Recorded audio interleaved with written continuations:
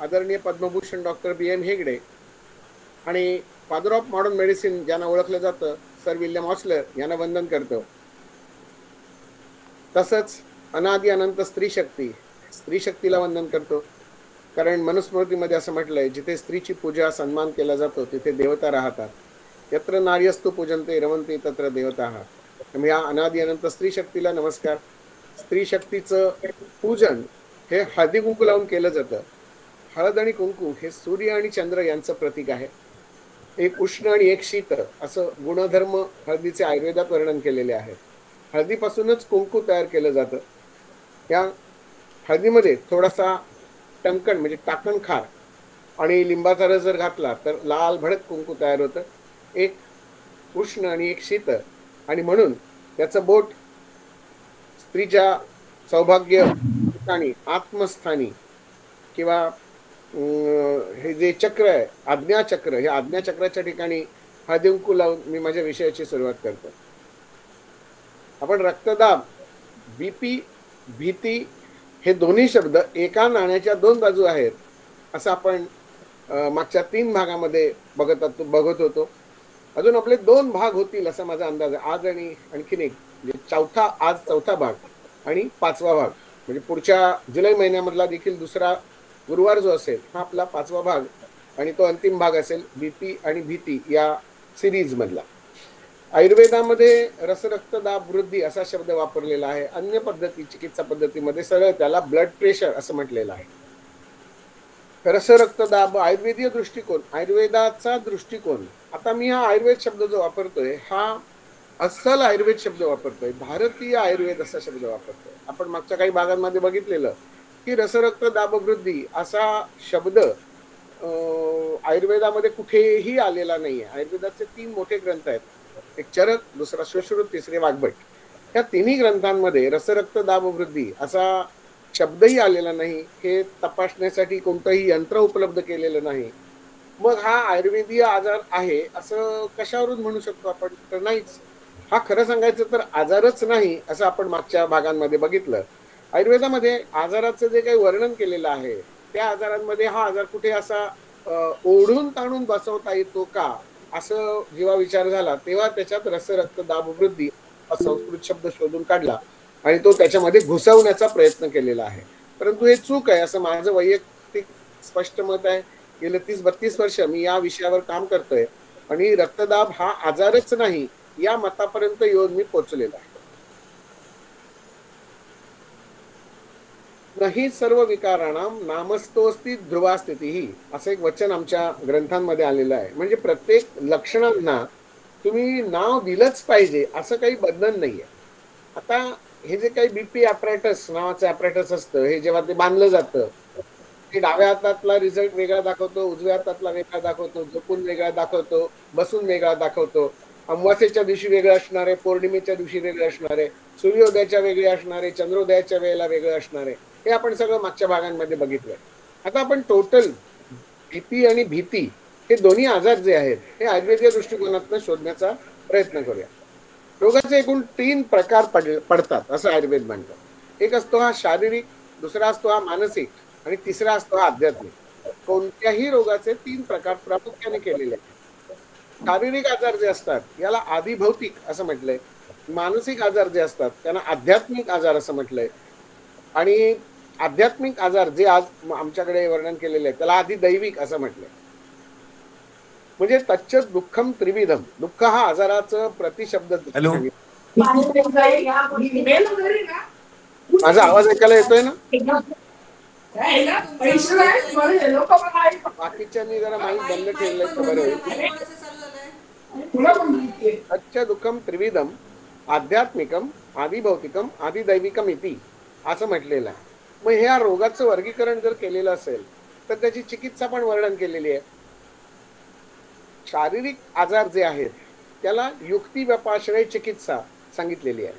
मानसिक आजार जे सांगितलेले आहेत त्याला सत्वावजय चिकित्सा सांगितलेली आहे, आणि आध्यात्मिक व्याधी जे आहेत त्याला दैव व्यापाश्रय चिकित्सा सांगितलेली आहे. आता जो दैव व्यापाश्रय चिकित्सा हा शब्द जो आहे ह्याच्यात काय काय येऊ शकतं त्याची यादी खाली तुम्हाला पिवळ्या अक्षरातला जो श्लोक दिसतोय त्याच्यामध्ये एकच शब्द तुम्हाला दिसतोय असं वाटतंय, तो खरोखरच एक शब्द आहे. मी त्याची फोड करून तो तुम्हाला वाचून दाखवतो. दैव व्यपाश्रयम, दैवपाश्रय म्हणजे आध्यात्मिक व्याधी. दैव व्यपाश्रयम मंत्र, मंत्र हा त्याच्या पहिला चिकित्सा सांगितले. औषधी हा दुसरा प्रकार सांगितला आहे. मणी, मंगल, बली, उपहार, होम, नियम, प्रायश्चित, उपवास, स्वस्ती वाचन, प्रणिपात, गमनादी. इथे आदी शब्द परत आला इथे, म्हणजे यासारख्या अनेक क्रिया. इथे येऊन तो थांबला नाहीये शब्द. स्वस्त्ययन, प्रणिपात, गमनादी पर्यंत ही चिकित्सा पूर्ण झाली दैवोपाश्रयाची. म्हणजे हे आता त्याची जर फोड करायची सांगायची झाली तर मंत्र म्हटले जातात, औषधी प्रत्यक्ष दिल्या जातात, काही मणी म्हणजे रत्न वगैरे हातात धारण केली जातात, अंगठी वगैरे घालणं हा आध्यात्मिक उपायामध्ये. मंगल, मंगल कामना करणं किंवा मंगल वाचन करणं, काही स्तोत्र म्हणणं, हे पण त्याच्यात सांगितलेलं आहे. बली, काही देवतांना बली लागत असतात तर हे बली देणं. दृष्ट काढून टाकणं हा सुद्धा या प्रकारामध्येच एक प्रकार मानलेला आहे. उपहार, देवाला काही दागिने अर्पण करणं किंवा मंदिराला काही दान देणं हा पण एक प्रकार सांगितलाय. काही होम करणं, यज्ञ आपण ज्याला म्हणतो, असे होम प्रत्यक्ष करणं, लाजा होम जसं आपल्याला लग्नामध्ये सांगितलेलं आहे, तर असे होम करणं. नियम, काही नियम बांधलेले आहेत की असं असलं तर असंच करायचं, असं असलं तर असंच करायचं. हे नियमाला तुम्हाला बांधून घ्यायला लागतात. यम, नियम, आसन, प्राणायाम हे तुम्हाला योगशास्त्रामधले जसं सांगितलेलं आहे तसंच हा एक नियम असा एक शब्द त्याच्यात वापरलेला आहे. प्रायश्चित्त, प्रायश्चित्त म्हणजे आपल्याकडनं काही एखादी रूढी परंपरा पाळण्यामध्ये चूक झाली तर देवाचा कोप होतो किंवा आपल्याला पाप लागतं, आणि या पापातनं परिहार होण्यासाठी काय करायचं तर प्रायश्चित्त घ्यायचं, म्हणजे स्वतःला स्वतः शिक्षा घ्यायची. मग काय करायचं, मग मी आज देवाला 2 प्रदक्षिणेच्या ऐवजी 20 प्रदक्षिणा घालीन. मी आमच्या घरातल्या सगळ्यांना साष्टांग नमस्कार करेन. मी 10 नवीन वृक्षारोपणाच्या निमित्ताने का होईना प्रायश्चित्त म्हणून लावेन. किंवा मी आज एक दिवस अजिबात गोड खाणार नाही. मी आज अजिबात एक दिवस घन आहार काही खाणार नाही. मी आज जसा उपवासामधले काही प्रकार सांगितलेले त्याच्यामध्ये हे प्रायश्चित्त या स्वरूपामध्ये आपण उपवास करू शकतो. प्रत्यक्ष उपवास सुद्धा इथे पुढे शब्द वापरलेला आहे. प्रायश्चित्त, उपवास, काही वेगवेगळे उपवास. मग आता शुक्रवारचं लक्ष्मी मातेचं व्रत सांगितलेलं असतं, गुरुवारचा दत्ताचा उपवास असतो, सोमवारचा शंकराचा उपवास काही जणांचा असतो. असे उपवासही आपण करू शकतो. स्वस्त्ययन, स्वस्त्ययन म्हणजे काही चांगलं शुभकारक असे मंत्र म्हणणं किंवा अशा व्यक्तींच्या सहवासात जाऊन राहणं, किंवा याला सत्संग असाही शब्द दुसरा वापरलेला आहे. प्रणिपात, देवाला नमस्कार करणं, लोटांगण घालणं, प्रदक्षिणा घालणं, हे प्रणिपात या चिकित्सेमध्ये आलेलं आहे. गमन, गमन म्हणजे यात्रा, वेगवेगळ्या ठिकाणी, जसं आता आपल्याकडे आळंदीला यात्रा किंवा पंढरपूरची यात्रा, अशा ज्या यात्रा असतात ह्या यात्रांमध्ये जाणं, गमन, या निमित्ताने प्रवास करणं आदी.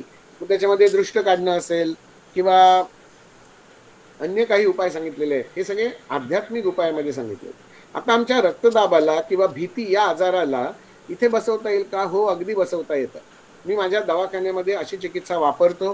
ही चिकित्सा वापरायला आपण कुठेही ऑर्थोडॉक्स होत नाही किंवा आपण कुठेही माणसं चंद्रावर जायला लागली आहेत आणि तुम्ही कुठच्या अशा गोष्टी सांगताय अंधश्रद्धा वाढवणाऱ्या, असं कुठे कुठे ऐकायला येऊ शकतं. परंतु ही अंधश्रद्धा नाही, ही श्रद्धा आहे. अंध नसते, ही डोळस आहे. डोळसपणे केलेली श्रद्धा असते, तिला अंध कसं म्हणायचं? आज आपण जर आपल्याला रिझल्ट ओरिएंटेड असा आपण शब्द वापरतो, रिझल्ट ओरिएंटेड चिकित्सा जर द्यायची झाली तर ज्यामध्ये मला चिकित्सा दिल्यानंतर परिणाम दिसतो ती चिकित्सा रिझल्ट ओरिएंटेड आहे. मी जे रुग्णांना विचारतो की तुम्हाला ब्लड प्रेशरचा त्रास काय आहे, तेव्हा ते सांगतात कधीतरी चक्कर आल्यासारखी वाटते, कधीतरी डोळ्यासमोर काळोख आल्यासारखा वाटतो. कधीतरी हा शब्द महत्वाचा असतो. सतत चक्कर असत नसते. कधीतरी भूक लागली आणि जर मी जेवलो नाही तर ऍसिडिटी वाढते आणि मग चक्कर येते. कधीतरी माझं अर्ध डोकं दुखतं आणि चक्कर येते. कधीतरी असं कलकलल्यासारखं वाटतं, पोटात गोळा आल्यासारखा वाटतो. ही लक्षणं बीपीची नाहीत, पण ती पेशंट सांगतात मला की ही बीपीची लक्षणं आहेत म्हणून. आणि त्याचा क्लिनिकली काही त्रास आहे का हे जेव्हा मी विचारतो तेव्हा त्याचं थोडंसं अनालिसिस केलं तर हे आजार शारीरिक आहेत की मानसिक आहेत की आध्यात्मिक आहेत. आजार म्हणण्याविषयी लक्षणं, शारीरिक लक्षणं, मानसिक लक्षणं आणि आध्यात्मिक लक्षणं ह्याचं जर डिफरन्शिएशन करायचं झालं तर आपल्याला त्याच्यामध्ये उत्तर मिळू शकतात. आणि मग समजतं की बीपी हा शब्द जो आहे हा मनाशी संबंधित आहे. म्हणजे मानसिक चिकित्सा ही सगळ्यात जास्ती महत्वाची आहे.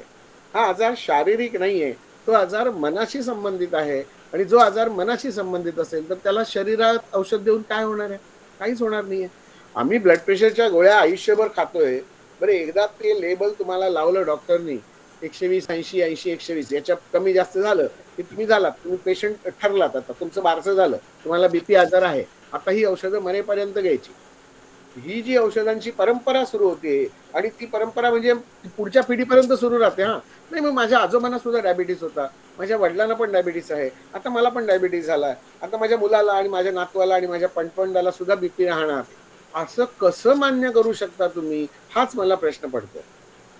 कोणताही आजार परंपरेने जर येत असेल तर त्या परंपरेमधल्या आईबाबांच्या चांगल्या गोष्टी आपल्याकडे आल्यात का याचा जरा विचार करून बघूया. हे फक्त रोगच वडिलांकडनं आईकडनं येतात का? आज पिढीजात काय ज्ञान आलंय तुमच्याकडे? वडिलांची बुद्धिमत्ता तुम्ही घेतलीये का? आईचा हरहुन्नरीपणा तुम्ही घेतलाय का? आईच्या जेवणातली स्किल्स तुमच्याकडे आली आहेत का? नाही. मग फक्त आजारच आईकडनं कसा येतो? डोकेदुखी बाबांचीच फक्त मुलाकडे कशी येते? डायबिटीस वडिलांचाच मुलाकडे कसा येतो? हे 100% खोटं आहे. ज्या आजारांना आपण प्रतिकार करू शकत नाही किंवा आपल्याला असू देत, मरू देत, एक गोळी खाल्ली की माझं मी त्या आजारातनं मोकळा झालो. ती उरली काय जबाबदारी असेल ते डॉक्टरांची. डॉक्टर सुद्धा हात वर करतातच, की आता काय तुमचं प्रेशर वाढलंय, आता पुढची औषधं, पुढच्या लाईन ऑफ ट्रीटमेंट सगळ्या सुरू करायच्या. जर नीट विचार केला आयुर्वेदानुसार तर आयुर्वेदामध्ये ब्लड प्रेशर आजारच नाही, त्याचे 3 प्रकार. त्याच्यातल्या मानसिक प्रकारामध्ये यातली काही लक्षणे येऊ शकतात. आता मानसिक जो आहे त्याची चिकित्सा जी सांगितलेली आहे ती काय सांगितलेली आहे? दैव सत्वावजय चिकित्सा असं सांगितलेलं आहे. इथला आता जो आपण श्लोक बघितला, प्रणिपात गमनादी युक्ती वपाश्रयम, इथे आता तिथे त्यांनी युक्ती वपाश्रय चिकित्सा संपली असा त्याचा फुल स्टॉप दिला. आता पुढे जे सांगतायत ते मानसिक आहे, म्हणजे सत्वावजय चिकित्सा आहे. आता इथे त्यांनी पुढे आणखीन एक शब्द वापरला, पुन्हा. हा, म्हणजे हे एवढं तर सगळं आहेच युक्ती दैवपाशय चिकित्सेमध्ये. शारीरिक व्याधी ज्या आहेत त्याला काय करायचंय? आहार औषध द्रव्याणाम योजना असा शब्द वापरला. ही युक्ती चिकित्सा झाली. ही युक्ती कुठे वापरायची आहे? तर आहाराची योजना, औषधांची योजना आणि काही इतर पथ्यापथ्य जी सांगायची याला युक्ती उपाशय चिकित्सा म्हणजे शारीरिकशी संबंधित त्याला आपल्याला विचार थोडासा करावा लागेल. आणि पुढे इथे जी म्हटलंय सत्वावजय पुन्हा अहितेभ्यो अर्थेभ्यो मनोनिग्रहा, 3 शब्दामध्ये त्यांनी चिकित्सा पूर्ण करून टाकली. काय काय सांगितलंय? ह्याच्यात अनेक शाखा आहेत. पुढे पुढे पुढे पुढे आपल्याला जर नीट विचार करायचा झाला तर पुन्हा अहितेभ्यो, आपल्यासाठी जे अहित करणारं आहे त्याचा नीट विचार करायचा. म्हणजे माझ्यासाठी जे हितकर असेल ती माझ्यासाठीची चिकित्सा असेल. अर्थेभ्यो यांचा विषय, अर्थ या शब्दाचा अर्थ पैसा असा नाहीये. इथे इथे विषय आहेत. मनाचे जे विषय आहेत सत्व रज तम, माझ्या मनाला आनंद देणारे, माझ्या मनाला दुःख देणारे आणि माझ्या मनाला निर्विचार बनवणारे जे जे काही प्रकार आजूबाजूला माझ्या घडत आहेत त्यांचा नीट साकल्याने विचार करणं, ज्याला विवेक बुद्धी वापरणं असं म्हटलेलं आहे. ही सत्वावजय चिकित्सा सांगितली. आणि चिकित्सेत पुढे आणखीन एक शब्द वापरलाय, मनोनिग्रह. हा, मनावर संयम ठेवणं. आता मनावर संयम ठेवणं हा जो प्रकार आहे हा आणखीन एक मोठा वेगळा प्रकार आहे. आता अगदी पहिलं व्याख्यान जर तुम्ही नीट कोणी जर ऐकलं असेल तर चिकित्सा, मन आणि आजार असं एक माझं अगदी पहिलं व्याख्यान झालेलं, खूप सविस्तर मी त्याच्यात सांगितलेलं. आणि हे व्याख्यान जर कोणाला परत ऐकायचं असेल तर ते आपल्या या युट्यूब चॅनेलवर सुद्धा ते मिळतं. त्या व्याख्यानाचा तुम्ही निश्चितपणे अभ्यास करावा असं मला वाटतंय, की त्याच्यात ह्या ब्लड प्रेशर विषयी आपण खूप चांगलं सविस्तरपणे सांगितलेलं आहे. ब्लड प्रेशर हा आजार जो सांगितलेला आहे तो एका चिकित्सा पॅथीमध्ये वर्णन केलंय, म्हणजे आम्ही त्याचा विचारच करायचा नाही असं काही नाहीये. सुश्रुत नावाचे आमचे जे ऋषी होऊन गेले त्यांनी सूत्रस्थान, जे त्यांचा जो ग्रंथ लिहिलेला आहे त्याच्यातला सूत्रस्थान नावाचा एक अध्याय आहे, त्याच्यातल्या 4थ्या भागातल्या 7वा श्लोक जो सांगितलाय, 4-7 हे जे श्लोक सांगितलेले आहेत त्याच्यात ते असं म्हणतात, एकम शास्त्र मदीयानो न विद्यात शास्त्र निश्चयम तस्मात बहुश्रुतः शास्त्रम विजानीया चिकित्सकः.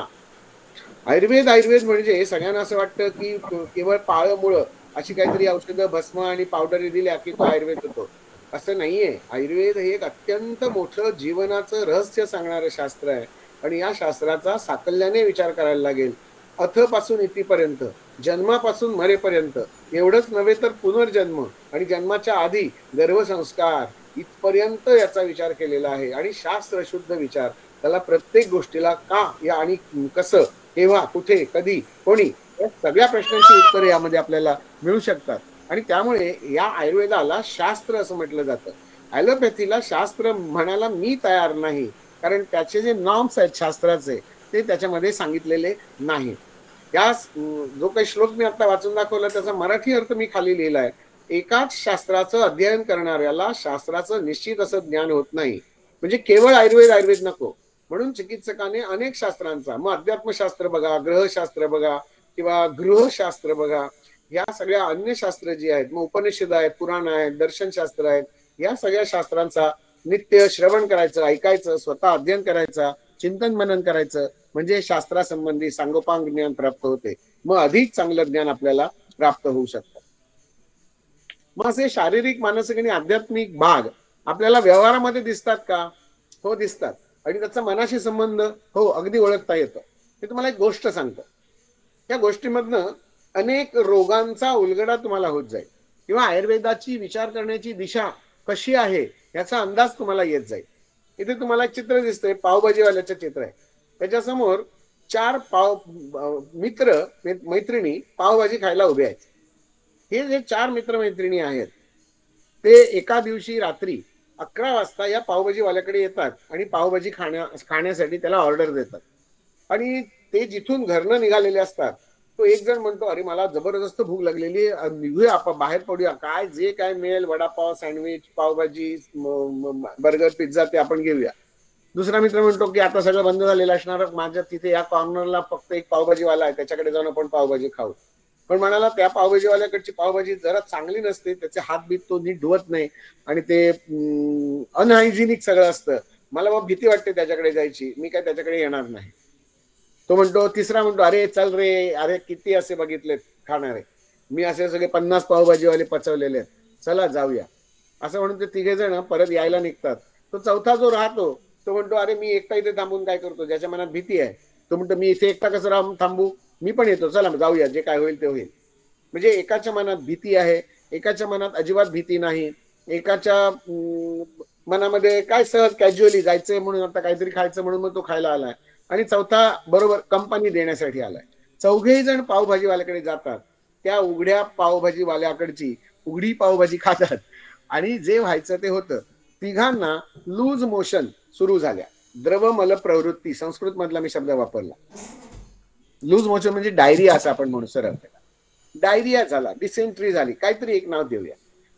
तिघांना डिसेंट्री सुरू झाली. आता लक्षात घ्या, पावभाजीवाल्याकडे जात आहेत, तिथली पावभाजी खातायत, तिथलेच पाव खातायत, चौघांनी एकाच प्रकारची पावभाजी खाल्ली, तसंच ते बुचकळून घातलेलं पाणी जे असतं तेही ते प्याले आणि तिघांना डिसेंट्री सुरू झाली. तिघही म्हणतात, अरे बापरे, अरे बापरे. तो ज्याच्या मनात भीती आहे तो असं सांगत होता की बघा मी तुम्हाला सांगत होतो जाऊया नको, पण तुम्ही ऐकला नाहीत, आता बघा आपल्या कर्माची फळं. त्या तिघांपैकी पहिला जो होता याचं स्टूल एक्झाम केलं आणि या स्टूल एक्झाम मध्ये त्याला जंतू संसर्ग आढळला. त्याच्या विष्ठेमध्ये, मलामध्ये जे काही द्रवमल झालं त्यामध्ये खूप दुर्गंधी होती, त्याला खूप तापही आलेला, पण याच्या मनात खाण्याची भीती नव्हती. अरे असे 50 बघितलेत हा सांगणारा जो होता ना तो हा आहे, आणि त्याला डिसेंट्री सुरू झालेली होती. परंतु त्याच्या शरीरामध्ये काही विशिष्ट प्रकारचे जंतू त्या पाण्यातनं, त्या पावातनं, त्या पावभाजीवाल्याकडनं जे गेले, संक्रमित झाले, त्यामुळे त्याला लूज मोशन सुरू झालेली होती. हा आजार फक्त शरीराशी संबंधित आहे, म्हणजे याचा हेतू हा शरीराशी संबंधित आहे. चिकित्सा करताना याच्यातला अंगातला जो ताप आहे, या तापाचा शरीरावर झालेला जो परिणाम आहे त्याचा विचार करून त्याला औषधाची निवड करावी लागणार. दुसरा जो आहे त्याला जंतू संसर्ग नाहीये, लूज मोशन त्याला आहेत, पण त्याला ताप नाहीये, पण त्याच्या खाताना मनात भीती होती. अरे बाबा मला आता खूपच भीती वाटते, असं उघड्यावरचं खाल्लं की माझं मागच्या खेपेला सुद्धा पोट बिघडलेलं, आताही मला तसंच होईल. खाताना भीती बाळगली आणि त्याने पावभाजी खाल्ली, ते पाणी प्याला आणि म्हणून त्याला लूज मोशन झालं. हा आजार जो झाला त्याला चिकित्सा देताना आणखीन एक औषध किंवा त्याच्या बदलून औषध, त्याला मानसिक रोगाने जे काही ग्रस्त केलेलं आहे त्यासाठी त्याला औषध आपल्याला द्यायला पाहिजे. केवळ ORS देऊन हे होणार नाहीये. त्याच्या मनातली भीती जोपर्यंत काढत नाही तोपर्यंत पुढे दुसऱ्या पावभाजीवाल्याकडला बघितलं तरी सुद्धा याला लूज मोशन होऊ शकते, इतकी भीती याच्या मनामध्ये आहे. म्हणजे हे कारण जे आहे हे मानसिक कारण झालं. तिसरा जो आहे, याला जंतू संसर्ग पण नाही, ताप पण नाही आणि भीती पण नाही. तो म्हणतो अरे मला कोणाकडे तरी जाऊन खायची, एकदा जाऊया आपण खाऊया, असं ज्याला भूक लागलेली आहे त्याला जंतू संसर्ग पण नव्हता, भीती पण नव्हती आणि ताप पण आला नव्हता, पण मात्र लूज मोशन त्याला झाल्या. आता ह्या ज्या लूज मोशन झाल्या त्या मी असं म्हणतो की त्या आध्यात्मिक कारणामुळे झाल्या. म्हणजे त्याच्या प्रारब्धामध्ये असं लिहिलेलं आहे की तू जेव्हा बाकीच्या तिघांसमवेत त्यावेळेला रात्री 11 वाजता त्या कॉर्नरच्या पावभाजीवाल्याकडे जाशील आणि ती पावभाजी हादडशील तेव्हा तुला लूज मोशन होणार, हे त्याच्या प्रारब्धातच लिहिलेलं आहे. आता जे प्रारब्धात आहे ते तर भोगावंच लागणार आणि म्हणून त्याला लूज मोशन झाले. आता इथे या तिघांचीही औषधं बदलतात हे लक्षात घेणं आवश्यक आहे. म्हणजे आता आपल्याला वरवरचं कारण जर आपण लक्षात घेतलं तर आपल्याला असं वाटतं की काय बाहेरची पावभाजी खाल्ली म्हणून लूज मोशन झाली. मग त्याला आयुर्वेदाचा विचार केला तर काय एखादी कुट्टज घनवटी, कुट्टजारिष्ट, बिल्वावलेह अशा पद्धतीची काहीतरी औषध, पंचामृत रुपये काहीतरी औषध, थातूर मातूर आपण औषधं त्या प्रकृतीचा विचार करून देऊन टाकणार. पूर्ण नाही, या तिघांचीही औषधं बदलणार. त्यातला जो शारीरिक आहे त्याला सुंठ वापरली पाहिजे, दुसरा जो मानसिक आहे त्याला सुंठ, जायफळ, खसखस अशी 3 औषधं वापरली पाहिजेत. आणि हा जो आध्यात्मिक आहे त्याला सुंठ, जायफळ, खसखस वापरून सुद्धा त्याची दृष्ट काढणं आवश्यक आहे. किंवा त्यांना बजावून सुद्धा सांगून सुद्धा तो परत तो जिथे जातो तिथे नामस्मरण कर असं सांगणं आवश्यक आहे. मनाची भीती घालवण्यासाठी केवळ मानसिक उपचार करून चालत नाही, आध्यात्मिक उपचार सुद्धा करावा लागतो. त्यामुळे हे आध्यात्मिक उपाय जे आहेत हे सुद्धा त्याला सांगितले पाहिजे. आता ते इन्फेक्शियस पावभाजी, इन्फेक्शियस पाणी पिऊन सुद्धा तिघांना त्रास झाला आणि चौथ्याला मात्र त्रास झाला नाही. 4 मित्र गेलेले ना ते, जंतू संसर्ग पण नाही, ताप पण नाही, भीती पण नाही आणि द्रवमल प्रवृत्ती पण नाही. याला आता काय म्हणायचं, याला म्हणायचं उत्तम व्याधिक्षमत्व. म्हणजे याची इम्युनिटी चांगली असल्यामुळे त्याने काहीही खाल्लं, कितीही वाजता खाल्लं, किती अनहायजेनिक कंडिशन मधलं खाल्लं तरी त्याला त्रास झाला नाही, कारण तो सगळ्यांना खाऊन पुरून उरलेला होता. याला म्हणतात उत्तम व्याधिक्षमत्व. हा विचार जसा त्या लूज मोशनचा आहे असाच विचार सगळ्या व्याधींचा करायचा. जसा रसरक्तदाब वृद्धीमध्ये लूज मोशन मध्ये केला तसाच रसरक्तदाब वृद्धीमध्ये त्याची काही शारीरिक कारणं असतील, त्याची काही मानसिक कारणं असतील आणि त्याची काही आध्यात्मिक कारणं असतील. अगदी व्यवहारातलं उदाहरण मी तुम्हाला सांगतो. जेव्हा पेशंट माझ्याकडे येतो त्याची नाडी मी तपासतो आणि त्याचं यंत्राने त्याचा रसरक्तदाब तपासतो आत्ताच्या मेथड प्रमाणे. हल्ली तर मी या गेल्या 8-10 वर्षामध्ये BP ऑपरेटर्स मशीन वापरायचं गुंडाळून बाजूलाच ठेवून दिलंय. ते मी वापरायचंच बंद केलंय. स्टेथो सुद्धा वापरत नाहीये मी सध्या. ब्लड प्रेशर नव्हे, वजन बघणारं मशीन सुद्धा मी बंद करून ठेवलंय. थर्मामीटर मी कधीच वापरलेला नव्हता. म्हणजे कोणत्याही यांत्रिक उपकरणांचा वापर मी माझ्या OPD मध्ये करत नाही. कारण असं आहे, कारण मी आता त्याला झोपवला, त्याच्या उजव्या हाताला समजा फ्रॅक्चर आहे म्हणून मी त्याच्या डाव्या हाताचं प्रेशर बघितलं तर ते वेगळं असतं, उजव्या हाताचं वेगळं असतं. त्याच्या टर्म्स कंडिशन सगळ्या आपण बघितल्या, मागच्या सगळ्या भागांमध्ये ते बघितलंय. मी त्याचा पुनरुच्चार करत नाही. मग तसं ब्लड प्रेशर वाढण्यासाठी काही शारीरिक कारण आहेत, काही मानसिक कारण आहेत आणि काही आध्यात्मिक कारण आहेत. याचा सविस्तर आणि आपण खुलासेवार विचार करूया आणि त्याचा उपचार शोधूया. त्याची जी आध्यात्मिक बाजू आहे ही बाजू आपण पहिल्यांदा बघूया, कारण याविषयी सगळ्यांना जरा उत्सुकता जास्ती असते आणि हे माहितीच नाही ना, हा विषयच माहिती नाहीये. आध्यात्मिक कारणांनी रक्तदाब वाढू शकतो का? हो, वाढू शकतो. त्यातलं पहिलं कारण आहे पूर्वजन्मातील पाप. त्याचं उत्तर असं आहे किंवा त्याची मीमांसा किंवा त्याचा विचार असा करायचा की मलाच कुठे हा आध्यात्मिक आजार झाला, मलाच कुठे हे रक्तदाब मिळाला. माझ्या घरात तर कोणालाच नाहीये, वडिलांना नाहीये, आईला नाहीये, भावाला नाहीये, बहिणीला नाहीये, मला शिकवणाऱ्या गुरूंना नाही. मग माझं प्रेशर तपासलं तेव्हा मात्र माझं हाय मिळालं. मी अगदी शांत कूल असतो, माझ्या मनात काहीही दोष नाहीत, मी कोणाचंही वाईट पण चिंतलेलं नाही, माझ्या रागावर माझा संयम आहे. म्हणजे याची सगळी मानसिक कारणं जरी शोधून काढली तरी तिथे त्याला कूल ठेवणारी कारणं मिळतात. त्याच्या आहारावर त्याचं सगळं नियंत्रण आहे. म्हणजे याच्यातला आहारातला म्हणजे शरीराशी संबंधित आणि मनाशी संबंधित एकही कारण आला नाही. पण याचं पूर्वजन्मातलं पाप. आयुर्वेद पूर्वजन्म हो मानतो, आणि म्हणूनच मी मुद्दाम सांगतोय की पूर्वजन्मात काही पापं केलेली असतात आणि त्याचे आजार पुढच्या जन्मात भोगावे लागतात, असंही वर्णन आयुर्वेदामध्ये सांगितलेलं आहे. काही आजारांची नावं पण सांगितली, ज्याच्यात कुष्ठ म्हणजे त्वचेचे काही विकार आहेत, म्हणजे ज्याच्यामध्ये आपण महाकुष्ठामधले काही प्रकार आहेत, स्किन ॲलर्जीज आपण ज्याला आजच्या भाषेमध्ये म्हणू शकतो, किंवा महाकुष्ठ म्हणजे लेप्रसी सारखा आजार जो आहे हा पूर्वजन्माचा दोष असं आयुर्वेद सांगितलेलं आहे. किंवा सोरियासिस सारखा आजार हा पूर्वजन्माचा सांगितलेला आहे. आता सोरियासिस मध्ये एक लिंक मनाशी पण जोडली जाते, ते आपण बघणार आहोत पुढे. त्यामुळे या पापांचा जो विचार केलेला आहे पूर्वजन्मातलं सांगतोय मी, माझं या जन्मात मी केलेलं पाप जे असतं ते सुद्धा रक्तदाब वाढवतं. म्हणजे कसं आहे, एखादा चोर आहे तो चोरी करतोय, आता आपल्या संस्कृतीमध्ये दुसऱ्याचं धन लुबाडणं हा काय म्हणूया आपण त्याला, हे पाप आहे, हे चुकीचं कर्म आहे असं आपल्यावर संस्कार झालेला आहे. आणि जर आपण ते दुसऱ्याचं धन लुबाडलेलं असेल आणि जर मनामध्ये भीती असेल तर याच्या हृदयात धडधड धडधड होतेच. चोरी करणारा जेव्हा तो कुलूप उघडतो किंवा वरची कौलं काढून आतमध्ये उडी मारतो तेव्हा त्याचं काय ब्लड प्रेशर नॉर्मल असतं असं तुम्हाला वाटतं? निश्चितपणे तेव्हा त्याचा रक्तदाब वाढलेला असणार, कारण तेव्हा तो मनावरचा दाब हृदयावर कॉम्पेन्सेट करण्यासाठी त्याला काहीतरी रक्तपुरवठा मेंदू, हात, पाय या अवयवांना शरीराने पुरवलेला असतो, आणि जो त्याचा कमी पडतो तो तिथे सापडतो आणि मग त्याला अटक होऊ शकते. म्हणजे आध्यात्मिक त्रास, आध्यात्मिक शक्ती जर त्याची चांगली असेल तर त्याला काही त्रास होणार नाहीये. एक वाल्या कोळ्याचं उदाहरण आपण बघूया ना. वाल्या कोळी जेव्हा तो वाटमारीची काय व्यवसाय होता तो त्याचा, वाटमारी करणं आणि जंगलातनं जाणाऱ्यांचं सगळ्यांचं धन लुबाडणं आणि त्यांची करंगळी कापून घेणं किंवा त्यांचं मुंडकं उडवणं, असं काहीतरी आपण कथ्या वाचलेल्या होत्या. 3 मोठी रांजण भरून त्याच्याकडे करंगळ्या जमा झालेल्या होत्या. आणि आता मला सांगा की एवढे 3 रांजण भरेपर्यंत त्यांना त्रास काही नाही का झाला, त्याला पाप का नाही लागलं? ह्या पापपुण्याच्या गोष्टी आहेत. पुण्य परोपकार म्हणजे परोपकार जे आहेत हे पुण्य आहे आणि परपीडा हे पाप आहे. भीमसेन जोशींचा एक अभंग आपण सांगितलाय, पुण्य परोपकार, तुकाराम महाराजांचा अभंग आहे, भीमसेन जोशींनी जी गायलेला आहे तो. पुण्य परोपकार पाप परपीडा हे जे आपल्याकडच्या अभंगामध्ये सांगितलेलं आहे. आता हा जो काही पूर्वजन्मातला पापचा भाग येतो तो आध्यात्मिक व्याधींमध्ये रक्तदाब वाढवायला सुद्धा मदत करणारा असतो, कारणीभूत असतो असं आयुर्वेद म्हणतो. दुसरा असतो हा स्वभाव दोष. स्वभाव दोष एखाद्याची वस्तू चोरणं. आता कितीही श्रीमंत व्यक्ती असली तरी काही जणांना त्यातल्या, आपण एक गोष्टी ऐकतोय म्हणून मी तुम्हाला सांगतो की हॉटेलमध्ये गेल्यानंतर चमचे चोरायची सवय असते काही जणांना.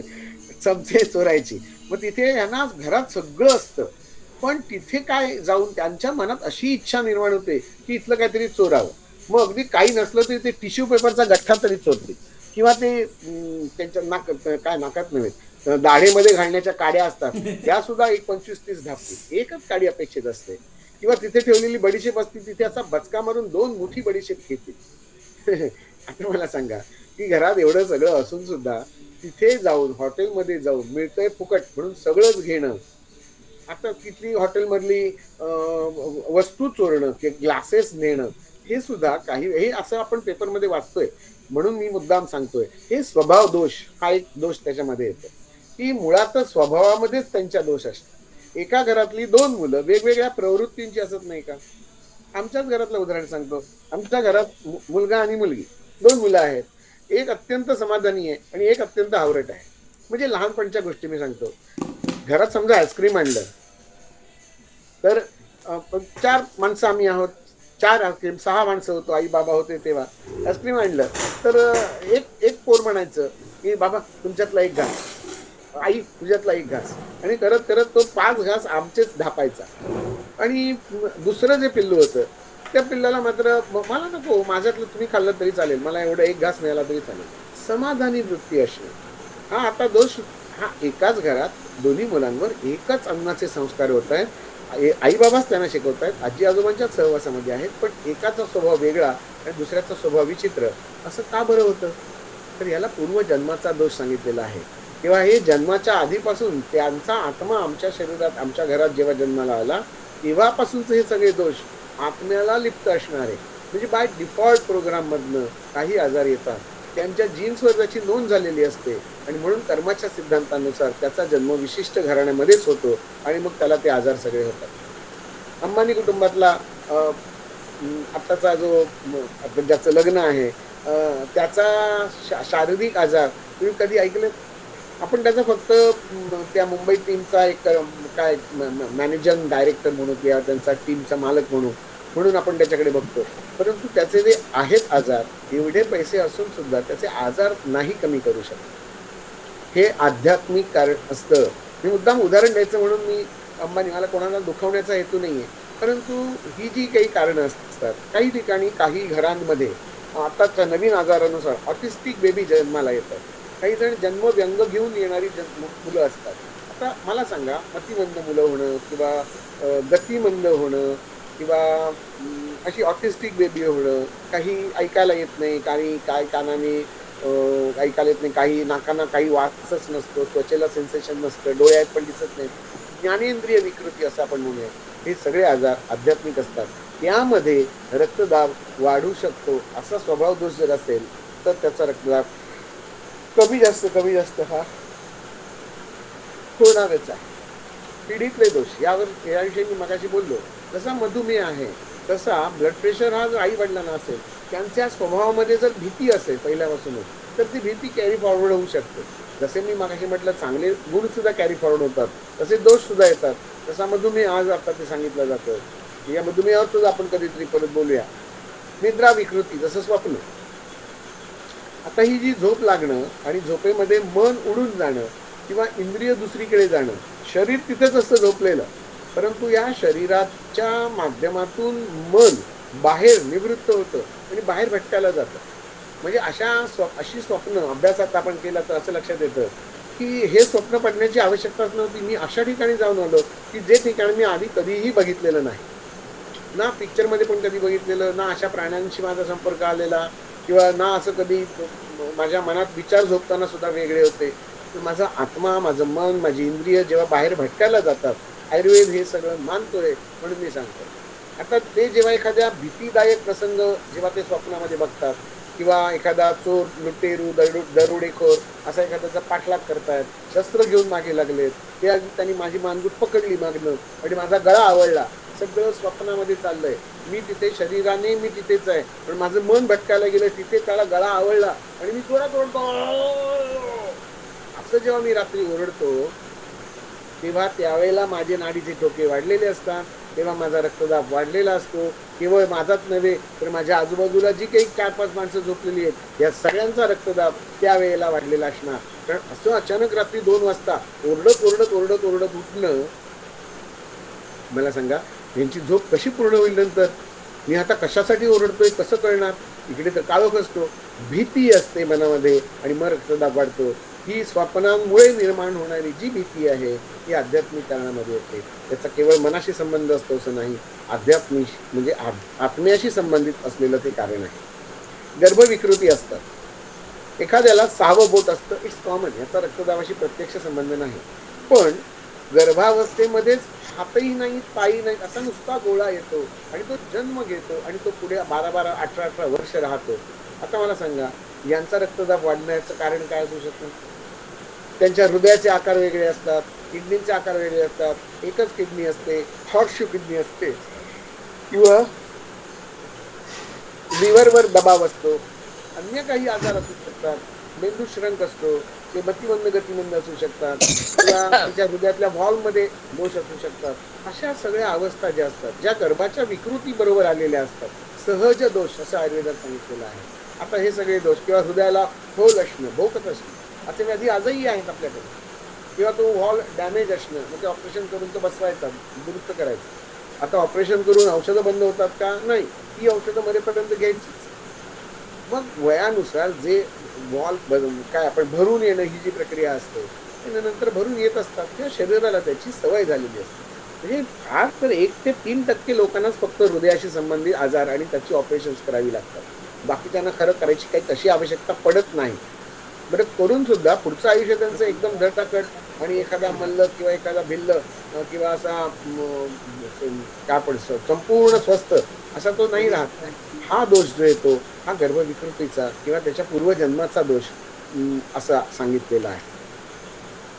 आता आपण मुख्य मुद्द्याकडे येऊया, ज्याचा मनाशी संबंध आहे आणि भीती वाढते. म्हणजे भीती आणि बीपी एकाच नाण्याच्या दोन बाजू आहेत असं मी मगाशी जे म्हटलं, त्याचं कारण काय काय आहेत की आपण आता त्याचा अगदी चाकल्याने विचार करत जाऊ. आता म्हणजे मानसिक आजार, आणि चिकित्सा कोणती सांगितली? सत्वावजय चिकित्सा. त्याच्यामध्ये चुकीचे गर्भसंस्कार हा एक अत्यंत मोठा विचार सांगितलेला आहे. आयुर्वेदामध्ये गर्भसंस्कार नावाचा एक प्रकार सांगितला, आणि गर्भसंस्कार म्हणजे मुद्दाम संस्कार करावा लागतो, त्या संस्कार वर्गात जाऊनच करायचा असतो असं काही नसतं. आता आई जेव्हा आई होणार असते, ती जी गर्भिणी आहे, या गर्भिणी ज्या परिस्थितीमध्ये राहते, ती परिस्थिती, ॲटमॉस्फिअर कसं आहे, तिचं वातावरण घरातलं कसं आहे, कोंदट हवा आहे का, तिला अन्नाचा पुरवठा नीट होत नाही आहे का, ती जिथे झोपते तिथे खूप गरम होत आहे का, तिथलं व्हेंटिलेशन सगळं स्लॅबचं घर आणि खिडक्या कायम बंदच असतात का, ती AC मध्ये राहते का, अरे हे सुद्धा सगळं त्या गर्भावर परिणाम करणारं असतं. किंवा एखाद्या घरात मोठ्या आवाजात TV लावण्याची सवय असते, मोठ्या आवाजामध्ये ऑडिओ प्लेयर्स रन करण्याची सवय असते, उगाचच हल्लागुल्ला करणारी गाणी म्हणण्याची सवय असते काही जणांना, काही घरांमधलं मी सांगतो. आता हे सगळे प्रकार जेव्हा तो गर्भ आतमध्ये त्या आईच्या पोटामध्ये राहून आईच्या माध्यमातून ऐकतोय, बघतोय, अनुभव घेतोय, स्पर्शाने जाणवतोय, त्याला धक्का बसत नसेल? मध्यंतरी म्हणण्यापेक्षा आता तुम्हाला अगदी वर्ष सांगायची, 30 वर्षापूर्वीची गोष्ट मी तुम्हाला सांगतो, 30-32 वर्षापूर्वीची. रात नावाचा एक पिक्चर आलेला, RAAT, रात नावाचा पिक्चर, भयपट होता, आणि त्या काळामध्ये तो भयपट चांगल्यापैकी गाजलेला होता म्हणून मला आठवतं. तर त्या पिक्चरच्या वेळेला ज्या गर्भिणींनी तो पिक्चर बघितला त्यांच्यावर झालेला संशोधनाचा भाग सांगतो. त्या गर्भिणींनी तो पिक्चर बघण्या अगोदर FHS म्हणजे फिटल हार्ट साऊंड ऐकलेले होते. हे किती होते? तर ते साधारणपणे 100 ते 120 होते. फिटल हार्ट साऊंड ना, आईच्या पोटामध्ये ते बाळ आहे, आईचे ठोके ऐकले, आईचे ठोके काहीतरी 82 आहे आणि बाळाचे ठोके 126 आहे. यांनी पिक्चर बघून आली, अशी पिक्चर बघून आल्यानंतर आईच्या गर्भाचे हृदयाचे ठोके किती झालेत? जे 82 होते 92 झाले, म्हणजे 10ने ठोके वाढले. आणि FHS किती वाढले? म्हणजे गर्भातल्या बाळाचे ठोके किती वाढले? तर ते जवळजवळ 20-30ने वाढलेले होते. म्हणजे ज्याचे 126 होते त्याचे ते 150 वगैरे असे झालेले होते. आता हे बदलण्याचं कारण काय? तर आई त्या विचारांमध्ये तो पिक्चर बघत होती, प्रत्यक्ष आत्म्याची रूपं किंवा त्याचे विचार जे आई ऐकत होती, आई बघत होती, त्या सगळ्याचे परिणाम होणाऱ्या गर्भावर होते. आता असा एखादा पिक्चर भीतीदायक, ज्याच्या अंगावर असे शहारे येत आहेत, ज्यांच्या पोटामध्ये भीतीचा गोळा उठतोय, जसा एखादा अपघात, आज आपण व्हॉट्सअपवर अनेक नको ते व्हिडिओ बघतो. आता हे सगळे व्हिडिओ जेव्हा आई बघते तेव्हा त्या आईच्या गर्भात असलेल्या बाळावर त्याचे परिणाम होणार नाही आहेत का? हे लाईफ लॉंग परिणाम राहतात. कारण ते जे बाळ असतं ते बाळ अत्यंत कोवळ्या मनाचं असतं, अत्यंत तलम बुद्धीचं असतं. त्यामुळे त्याच्यावर झालेला जो संस्कार असतो हा लाईफ लॉंग राहणारा असतो. जसं आपल्याकडे एक म्हटलंय की ओल्या मातीवरचा ठसा जो आहे हा परमनंट झाल्यानंतर तो ठसा तसाच राहतो आणि तो कधीही आपल्याला पुसता येत नाही, बदलता येत नाही.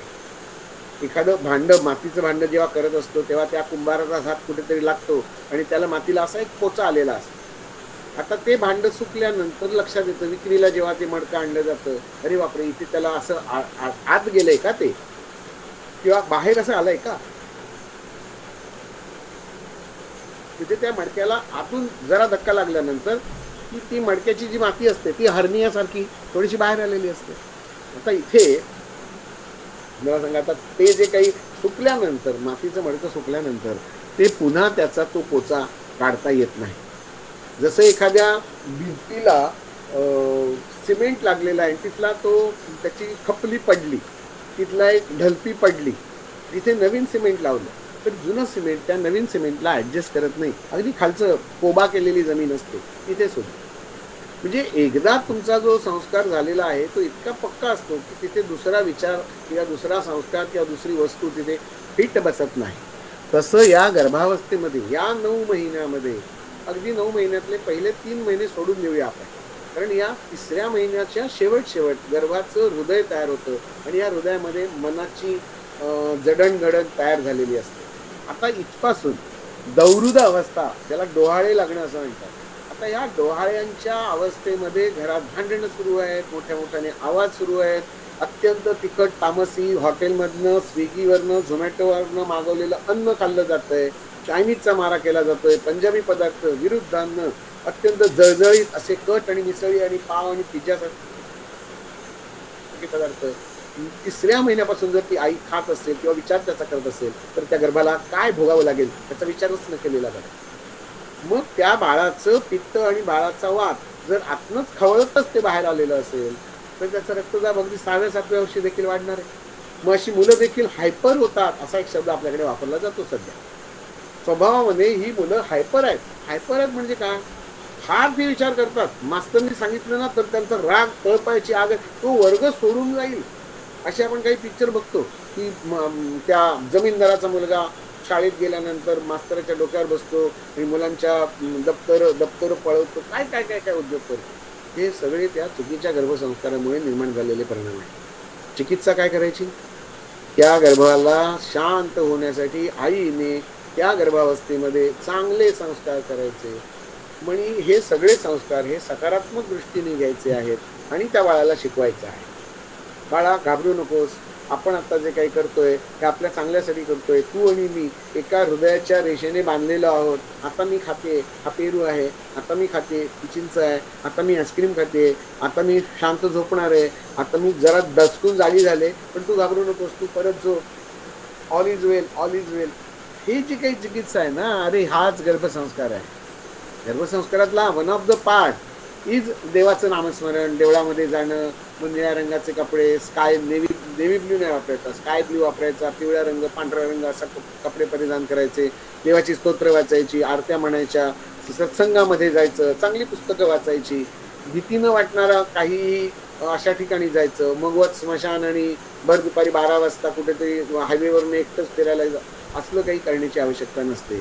हे जे संस्कार चुकीचे होतात यामुळे सुद्धा निर्माण होणाऱ्या बाळाला काही नवीन रोगांना सामोरं जावं लागणार आहे हे विसरून चालणार नाही. म्हणजे चुकीचे गर्भसंस्कार या सगळ्यांचा परिणाम रक्त वाढण्यामध्ये होऊ शकतो हे विसरून चालणार नाही. घरात इतरांना आलेला अर्धांगवायूचा झटका. आता इथे अर्धांगवायू हा मी प्रातिनिधिक शब्द वापरला. इतरांना आलेला हार्ट अटॅक, इतरांना झालेला कोरोना, इतरांची सांधिवात, इतरांचे हे जे काही आजार आहेत. माझ्याकडे परवा पेशंट आली, येताना लंगडत आलेली होती. मी बसले, नाडी हातात धरली आणि ती नाडी हातात धरून त्या बाईला मी विचारलं की तुझ्या नवऱ्याला हार्ट अटॅक आलाय का. म्हणजे हो, पण तुम्ही कसं ओळखलं. नवऱ्याला हार्ट अटॅक, जनरल नियम सांगतो मी, जेव्हा नवऱ्याला हार्ट अटॅक आलाय तेव्हा ती घरातली जी बाई आहे ती आजच्या काय डॉक्टरने सांगितलेल्या सल्ल्यानुसार जेवण त्याच्यातलं जेवणातलं तेलाचं प्रमाण, स्निग्धत्व सगळं कमी केलेलं असतं. म्हणजे नवऱ्याच्या शरीरात कोलेस्ट्रॉल वाढलंय म्हणून त्या नवऱ्याला गोळी दिलेली असते, पण त्याचा परिणाम जेवणावर झालेला असतो. मी शब्द जो वापरलाय अत्यंत काळजीपूर्वक वापरलाय. घरात इतरांना झालेले रोग, जसा अर्धांगवायू, जसा हृदयविकार, जसा कोरोना, अरे मग त्या सगळ्याचा परिणाम त्या घरातल्या बाईवर होत नाही. आता घरात एखादा डायबिटीसचा पेशंट आहे, नकळतपणे गोड पदार्थांमध्ये साखर कमी घातली जाते. जो बाहेरनं माणूस आलेला असतो ना जेवायला त्या घरात, तो म्हणतो अरे तुमच्याकडे साखर संपली आहे का. ती आमच्याकडे आम्ही साखर घातली आहे, पण एवढीच घालतो आम्ही, चिमूटभरच साखर घालतो एक कपाला. घातली न घातली का, कारण ह्यांना डायबिटीस आहे ना, मग तर त्यांना साखरेच्या शिवायच करायचा, मग आम्ही सुद्धा हल्ली साखर कमीच केली. इथे लक्षात घ्या, ज्या शरीराला गरज आहे त्याला पथ्य न पाळता त्याचं पथ्य सगळेजण घरातले वापरले जातात. आता त्या घरातल्या नवऱ्याला कोलेस्ट्रॉल वाढलंय म्हणून तेल तूप कमी खायचं. हिच्या घरातलं सगळ्यांच्याच जेवणातलं तेल तूप, म्हणजे जिथे पूर्वी 4 पळ्या तेल वापरलं जायचं पूर्ण 4 दिवसांमध्ये फोडणीसाठी, ते चपातीला असेल, चटणीमध्ये असेल, आमटी भाजीत घेतलेलं असेल, काही पदार्थ शिजताना तळून काही पदार्थ, 4 डाव पळ्या, म्हणजे साधारणपणे आपण सांगूया 100 ml तेल जर जेवणात वापरलं जात असेल 5 जणांच्या जेवणामध्ये, तर ते तेल सुद्धा कमी होतं आणि ते 100 मिलीपेक्षा 50 मिलीच वापरायला सुरुवात केली जाते. आता त्याचा परिणाम ह्या बाईच्या गुडघ्यांवर झाला आणि त्या गुडघ्यातलं वगैरे संपलं. आता ते गुडघे खडखड करायला लागले, उठता बसताना हातांचा आधार घेतल्याशिवाय उठताच येत नाही. हा जो आजार तिला जडला, या आजाराचं निदान मी ती नाडी बघून केलं तुझ्या घरामध्ये हार्ट आलेला पेशंट आहे, हार्ट अटॅक आलेला पेशंट, म्हणून तुझ्या जेवणातलं तेल कमी केलंयस आणि म्हणून तुला संधिवात झालाय, नाहीतर तुला संधिवात होण्याचं काही कारणच नाही. आता मला सांगा, हे जे माझं निदान मी करतोय ह्याच्यातला हा जो मानसिक भाग आहे त्या बाईच्या मनात असलेला, तो भाग आपण जोपर्यंत काढत नाही तोपर्यंत या बाईला संधिवातावरची अनेक औषधं द्या, त्या बाईला फरक पडत नाही. 2-2, 4-4 वर्ष ती आपली गोळ्या खात बसते, कॅल्शियम खाते, फॉलिक ऍसिड खाते, व्हिटॅमिन डी खाते, मग काय आणखीन आयुर्वेदात पुनर्नवा, योगराज गुगुळ, काही फरक पडणार नाहीये जोपर्यंत तिच्या मनामध्ये भीती, नवऱ्याच्या आजाराची भीती आणि त्याचं पथ्य जे काही चुकीचं केलं जातंय, यालाच म्हणतात आयुर्वेदाचा सर्वांगीण विचार. आयुर्वेद केवळ एकाच रोगाचा विचार करत नाही, घरात झालेल्या इतरांचा त्या जेवणावर आणि त्या जेवणावरनं त्या घरातल्या वाईवर झालेला जो परिणाम असतो याचा सुद्धा विचार करायचा आहे. आता मला सांगा, जेव्हा त्या नवऱ्याला कोलेस्ट्रॉल वाढलेला आहे, नवऱ्याला एक अटॅक येऊन गेलेला आहे, असं जेव्हा सांगितलं जातं, घरातल्या बाईला जेव्हा चिडचिड गुंडाळण्याचा प्रयत्न करतो, तेव्हा त्या बाईचं प्रेशर वाढणार नाही का? अरे बापरे, आता नवऱ्याला पण डायबिटीज, ब्लड प्रेशर सांगितलंय, आता माझंही हे तपासतायत, म्हणजे माझंही वाढलेलं असणार की काय? आणि ते वाढलेलं असलं तर मला पण औषधं घ्यावी लागणार. बरं झालं, त्याची आणि माझी औषधं एकदमच होती, त्याचं आणि माझं पथ्य एकदमच होईल. हे सगळं आता उद्या वटपौर्णिमा आहे, 7 जन्म आम्ही एकमेकांना सांभाळतोय, मरू देत, पुढचे 7 जन्म तोच मला मिळू देत, जरी अगदी वेडगळ वागत असला जरी माझं, पण निदान ह्या एका जन्मात तरी मौत माझ्या हातात, मी त्याला जे काही शिकवलंय ते पुढच्या 6 जन्मात शिकवावं लागणार नाही. म्हणून डिफॉल्ट प्रोग्राम मध्ये मी 7 जन्माचं एकाच जन्मात शिकवते त्याला, आणि पुढचे 6 जन्म बाबा हात दे मला नवरा, म्हणून ती उद्या आता वडाला फेऱ्या घालणाऱ्या काही बायका असतील. जो गप्पा आहे, मला असं म्हणायचंय की घरामध्ये जेव्हा एखादा रोग, गंभीर रोग असतो, अर्धांगवायू हे गंभीर रोगातलं एक उदाहरण, कायम आजन्म, आता तो पुढे आयुष्यभर तसाच राहणार असतो, असा आजार जेव्हा घरात असतो तेव्हा मन बदलत नाहीये का? मन बदलतंय, त्याचा विचार करण्याची पद्धत बदलते, मला असं झालं तर, भविष्यात आणखीन कोणाला झालं तर, आणखीन आजारांची पण भीती अंतर्मनामध्ये असते, गोळ्या खाल्ल्या जातात, त्या गोळ्यांचे साईड इफेक्ट परत, हा सगळा रक्तदाब वाढण्याची सर्वसाधारण कारण त्याच्यातल्या मानसिक मधलं. आता मला सांगा, इथे भीती हा शब्द सगळ्यात महत्वाचा येतो. बीपी वाढण्यासाठी भीती वाढणं आवश्यक असतं. जवळील व्यक्तीचा मृत्यू, क्लोज रिलेशन मध्ये जर कोण गेलंय, ब्लड रिलेशन असं म्हणूया, आई वडील, बहीण भाऊ किंवा सासू सासरे यांच्यापैकी समजा जर कोण मृत्यू जर झालं घरामध्ये, तर त्या घरातल्या 6 जणांचं प्रेशर कमी जास्त असणार की नाही? म्हणजेच ह्या मनावर झालेला जो परिणाम आहे तो या जवळील मृत्यूचा साक्षीदार असतो. मृत्यूचा साक्षीदार असल्यामुळे त्या मृत्यूविषयी एका दिवसाचं का होईना परंतु वैराग्य आलेलं असतं. स्मशानामध्ये 12-13 दिवस रोज जायचं यायचं, हा केवढा ताण असतो. सगळे व्यवहार बदलतात, एक मॉरल सपोर्ट असतो घरातला. ती व्यक्ती निधन पावल्यानंतर भले आजारी असतील, ते बेडवर झोपलेलेच असतील, बोलता पण येत नाही, त्यांना काही कळत पण नाही, पण एक आधार, हे हाक मारायला माणूस जो असतो हक्काचा, तो सुद्धा जर निधन पावला तर ती राहणारी कॉट रिकामी राहते, ती खुर्ची नुसती हलत राहते आणि ते जेवणाचं पान तसंच रिकामं राहतं, ती जागाही, ती खुर्ची पण तशीच रिकामी राहते. आता त्या खुर्चीकडे बघितल्यानंतर प्रेशर वाढत नाही. त्या व्यक्तीला आवडणारा एखादा पदार्थ जेवणामध्ये असला तर त्या व्यक्तीची आठवण येऊन डोळ्यात नकळतपणे 2 आसवं येत असतात. इथे रक्तदाब वाढत नसेल, वाढतोय. म्हणजे हा जो मृत्यू असतो हा जेव्हा चटका लावणारा मृत्यू ठरतो.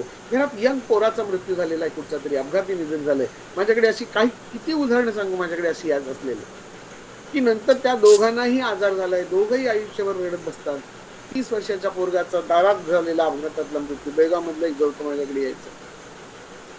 कसं मला सांगा, त्यांचा रक्तदाब कसा नॉर्मल होईल? जोपर्यंत मनाची चिकित्सा करत नाही, जोपर्यंत आध्यात्मिक त्यांना उपासना काही सांगत नाही, तोपर्यंत यांना रक्तदाबावरच्या गोळ्या घ्याव्याच लागणार आणि त्या गोळ्यांचे साईड इफेक्ट सुद्धा भोगावे लागणार. आणि एकदा साईड इफेक्ट भोगायला सुरुवात झाली की आजन्म तसंच भोगायचं, पुढच्या जन्मापर्यंत तयारी ही अशीच सुरू होत असते. म्हणून मला हा आजार अत्यंत गंभीर वाटतोय, तो या कारणासाठी, आपण पुढे पण बघणार आहोत काही कारण. तर हा मनावर झालेला जो परिणाम आहे, हा आपल्याला जर रिव्हर्स करायचा असेल, जसा हेतू तशी चिकित्सा झाली पाहिजे. ते पावभाजीवाल्याची गोष्ट आता तुम्हाला मी सांगितलेली, एक गोष्ट लक्षात येते का बघा, ज्याचं कारण मनामध्ये आहे, मनापर्यंत जाणारं औषध म्हणजे शब्द आहे, मंत्र आहेत, किंवा मागाशी जे उपाय सांगितलेले ना ते सगळे आहेत, ते जर केले गेले नाहीत तर मनाला शांत वाटत नाही. काही आजार असतात, मानसिक आजार, मी रक्तदाब सांगत नाही, काही असे मनाशी संबंधित असलेले आजार किंवा ते स्वभावातले दोष मगाशी मी जे सांगितलं ते सुद्धा असू शकतं. म्हणजे परीक्षेला जाताना नमस्कार करायची वेळ आलेली आहे, परंतु खूप घाई झाली, ती नमस्कार करायचा राहून गेला. घरातल्या आईला, बाबांना किंवा देवाला नमस्कार करायचा राहून गेला. तो पोरगा शाळेत जाऊन ते पेपर देऊन येईपर्यंत त्याच्या मनात हाच विचार, अरे मी आज नमस्कार करायचं आहे, कदाचित त्यामुळे माझा पेपर कठीण गेला, अरे रे नमस्कार करायला पाहिजे. हा विचार जोपर्यंत त्याच्या मनामध्ये आहे तोपर्यंत त्याचा रक्तदाब, त्याचे ठोके हे वाढलेलेच राहणार. आता हा जो मनावरचा ताण आहे तो औषधाने कसा कमी होईल सांगा मला? इथे औषध नाही काम करणार आहे. औषध न लगे मजला, हे जे काही नल दमयंतीच्या आख्यानातला हे जे वाक्य आहे, आम्हाला इयत्ता 7वी 8वी मध्ये वाक्य शिकवलेलं होतं. औषध न लगे मजला, मला औषधाची गरजच नाहीये. आणि दुसरा अर्थ त्याचा सांगितलेला नळ राजा हेच माझं औषध आहे. हे जसं सांगितलंय तसंच आपण या रक्तदाबाचा पण विचार करूया. औषध न लगे मजला असाच हा रक्तदाब आजार आहे. जर त्याचा मनाशी संबंध सगळ्यात जास्त येतोय, मी जर 4 वाक्य घाबरवणारी एखाद्या पेशंटला बोललो, आता इथे पुढचं एक वाक्य मी लिहिलंय, तपासणी अहवाल वाचा. घाबरवणारा अहवाल आहे. एखाद्याचा रिपोर्ट केलाय, मागचा रिपोर्ट आला 350, 3 महिने औषधच घेतलेलं नाहीये, आंबे खाल्ले, आता शुगर वाढलेली असणार आहे आणि मला आता थरथरायला लागतंय. मी रिपोर्ट घेऊन बघतो, अरे बापरे 750 शुगर झाली. आता मला सांगा, 750 हा तपासणीचा अहवाल वाचला म्हणून त्याच्या नाडीचे ठोके वाढले आणि त्याचं ब्लड प्रेशर वाढलेलं असतं. माझं आता ऑपरेशन करणार, मोतीबिंदूचं ऑपरेशन करायचं आहे, डोळ्यासारख्या नाजूक अवयवामध्ये औषध घातलं जातं, कल्पनेने सुद्धा माझा डोळा फोडणार. ऑपरेशन म्हणजे दुसरा मराठी भाषेत सरळ शब्द डोळा उघडणार, डोळा फोडणार आणि आपलं लेन्स काढून घेणार. भारतीय मानसिकता अशी आहे की ह्या सगळ्या ऑपरेशन्सची भीती असते सगळ्या रुग्णांच्या मनात, आणि त्यामुळे कितीतरी वेळा ऑपरेशन्स थिएटर मधले पेशंट बाहेर कॅन्सल करून, ऑपरेशन कॅन्सल करून बाहेर काढायला लागले, एवढा रक्तदाब वाढतो. आता ह्याचं कारण मनाशी संबंधित आहे, आणि जोपर्यंत त्या डॉक्टरनी त्याला धीर देत नाही तोपर्यंत त्यांचा रक्तदाब हा वाढलेलाच राहणार. माझ्याकडे परवा एक पेशंट आला, अत्यंत धिप्पाड माणूस, 110 किलो वजनाचा माणूस होता. त्याच्या मी नाडीवर हात ठेवला तर त्याची नाडी एवढी धडधड करत होती. त्याला विचारलं, अरे एवढा तू का घाबरतोयस? ते म्हणाला, मला असं जेव्हा दुसऱ्या डॉक्टरांकडे जातो ना तेव्हा मला खूप भीती वाटते. अरे आडदांड आहेस तू, 100-110 किलो वजन आहे तुझं, तू कसला घाबरतोयस? ते म्हणाला, माझं काळीच सशाचं आहे. मी दिसायला सिंहासारखा असलो तरी काळीच. अशी अनेक माणसं असतात तो आपल्या आजूबाजूला. यांना 4 वाक्य वाकडी बोललो, जरा राग येणारी बोललो ना तरी यांचे रक्ताचे ठोके वाढणार आहे. मला सांगा, 4 वाक्य बोलून जर मी त्याच्या मनावर परिणाम करून रक्ताचा दाब म्हणजे हृदयाला बदलवू शकतो, मग मी 4 वाक्य चांगली बोलून, धीर देणारी, आश्वासन देणारी, मनाला शांत करणारी 4 वाक्य बोलून मी त्याचं रक्तदाब मी कमी पण करू शकतो, कायमस्वरूपी पण कमी करू शकतो. संमोहन उपचारामध्ये हा उपचार आपण करतो आणि मनाला स्थिर करतो. झालेला आजार, झालेलं लक्षण हे तात्कालिक स्वरूपाचं आहे, याला औषधाची गरज नाही, असं जेव्हा आपण आपल्याच मनाला सूचना देऊन करतो तेव्हा त्याचा फायदा जास्ती झालेला आपल्याला दिसतो. तपासणीचे अहवाल वाचन यामध्ये देखील आपल्याला या पद्धतीची उत्तरे मिळतात. रसरक्त विक्षेप बलाचा म्हणजे जे काही सोकॉल्ड ब्लड प्रेशर आहे त्याचा मनाशी संबंध आहे, मनाचा हॉर्मोनशी संबंध आहे, मनाचा इंद्रियांशी संबंध आहे, मनाचा शरीराशी संबंध आहे. हे इंटरलिंक्ड आहेत सगळे. घड्याळामध्ये 3 काटे असतात आणि हे 3 काटे इंटरलिंक्ड असतात. तुम्ही घड्यातला एकच काटा, सेकंड काटा फक्त मला हलवून दाखवायचा, ते जे काय आतमध्ये हे असतं. आताची घड्याळ सगळी ही मॅन्युअल सेलवर चालणारी आहे, पण पूर्वी चावीची घड्याळ होती. आमच्या घरी होतं एक चावीचं घड्याळ, चावी अशी देत राहायची, शेवटपर्यंत ते पिळलं स्प्रिंग, की स्प्रिंग हळूहळू सुटायची आणि त्याचा काटा समजा काही बंद पडलं तर ती घड्याळची वेळ ॲडजस्ट करण्यासाठी आपण जेव्हा तो स्क्रू असा फिरवतो तेव्हा 3ही काटे एकदम फिरतात. बरोबर 12 वाजता 3ही काटे एकाच ठिकाणी असतात, परंतु 12 वाजून 5 मिनिटं, 10 मिनिटं, 15 मिनिटं 3ही काटे बरोबर फिरत असतात, ते इंटरलॉक असतात. तसं मन इंद्रियांशी संबंधित आहे, मन हॉर्मोनशी संबंधित आहे, मन आत्म्याशी संबंधित आहे, मन शरीराशी संबंधित आहे, मन अवयवाशी संबंधित आहे, आणि या प्रत्येक ठिकाणी निर्माण झालेला इम्पल्स हा त्या सिस्टीमला करप्ट करणारा असतो. पाण्याचा एक पाईप आहे आणि ते पाणी एका नळाला जोडलंय आणि ते नळ ज्या टाकीतनं येतोय ते टाकीतलं पाणी सगळं खराब आहे. आता मला सांगा की टाकीतलं पाणी खराब, नळाला पाणी खराब, पाईप मधलं खराब आणि पाईपच्या दुसऱ्या टोकातनं जे बालडीत पडणारं पाणी असेल हे खराबच पाणी येणार आहे. अगदी तसंच आहे.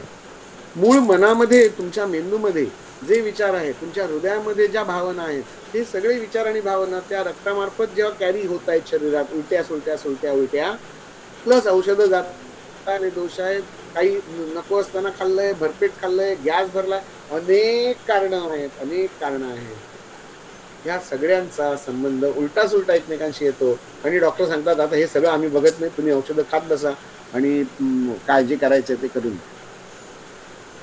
हे सगळं उलट सुलट चाललंय एवढं लक्षात घ्या. मनाचा बराचसा संबंध असतो आणि विशेषतः इथे तुम्हाला चित्र नीट कसं दिसतंय मला माहित नाही, परंतु मी तुम्हाला इथे कर्सरने दाखवतो. जे कोण माईक ऑन ठेवून बसलेले आहेत त्यांच्यासाठी, किंवा जे इकडे तिकडे फिरतायत, मॅच बघायला गेलेले आहेत त्यांच्यासाठी मी फक्त सांगतो की आता या एका 5 सेकंदांसाठी तुम्ही फक्त तुमच्या मोबाईलवर मध्ये बघा.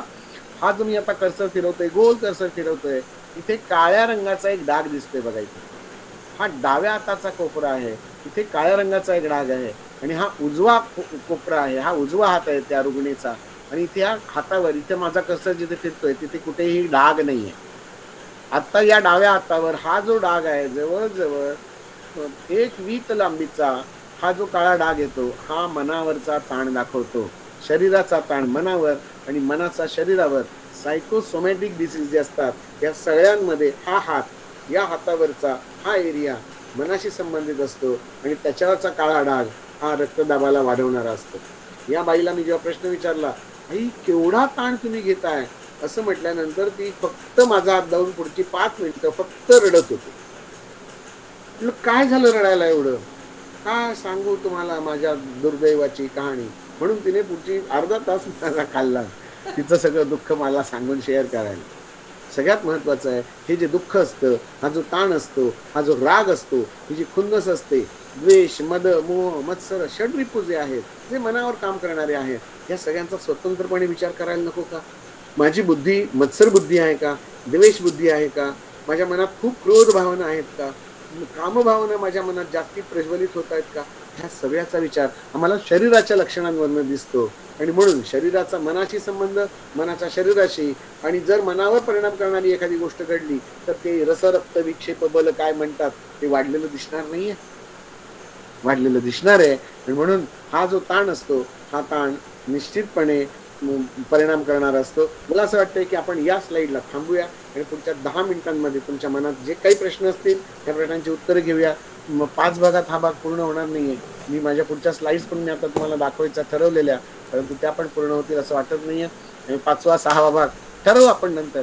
आता मी जे काही बोललो या बोलण्यामध्ये तुमच्या मनामध्ये जर काही शंका असतील तर या शंका आपण विचारू शकता.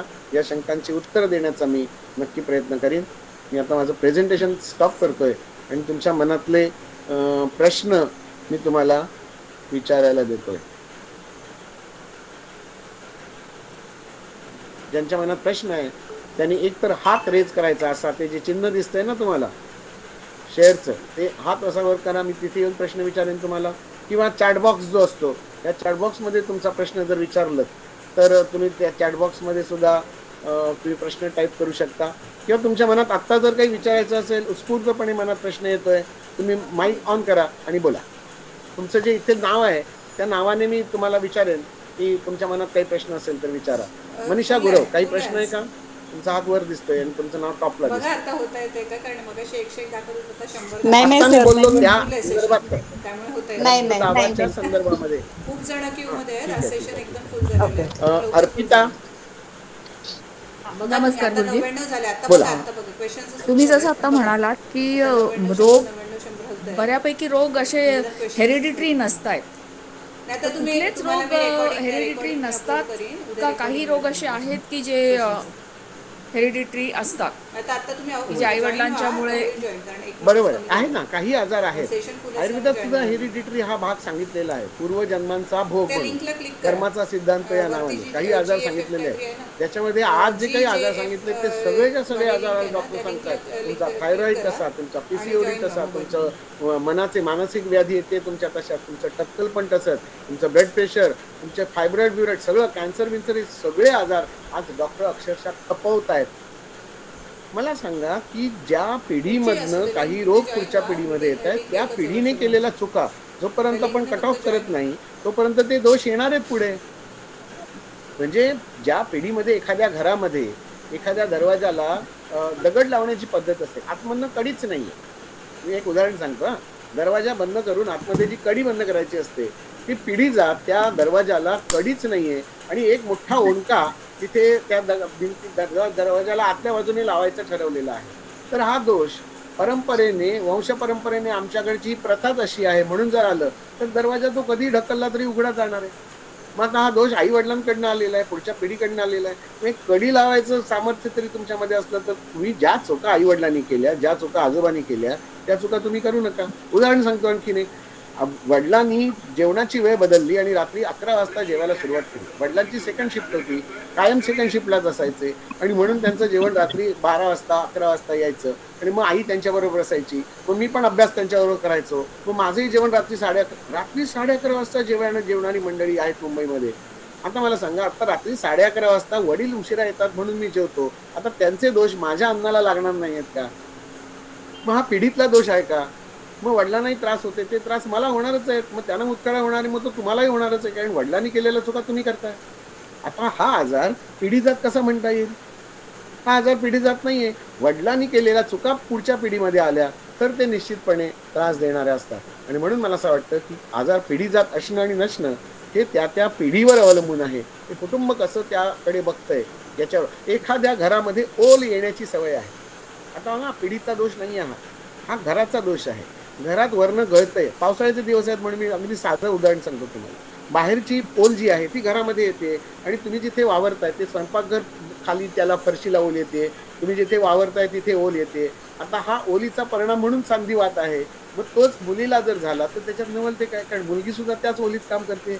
मग तिथे निदान एक स्लीपर घाला, तिथे वर आणखीन काहीतरी लाकडं घाला, तिथे ती ओल येऊ नये यासाठी प्रयत्न करा.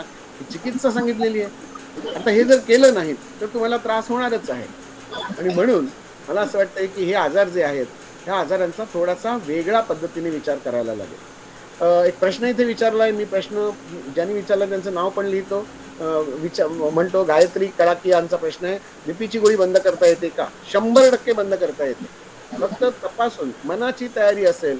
मी माझ्याकडच्या सगळ्या पेशंटना हल्ली मी स्टॅम्प मारून देतो की आधीची सर्व सुरू असलेली सर्व ॲलोपॅथीची औषधं बंद करा. फक्त आता हे मी इथे बोलणं हे थोडंसं तुम्हाला असं वाटेल की तुम्ही अति करताय असं काही जणांचं मला नंतर फोन येतात, माझ्या मित्रांचे, वैद्य मित्रांचे फोन येतात.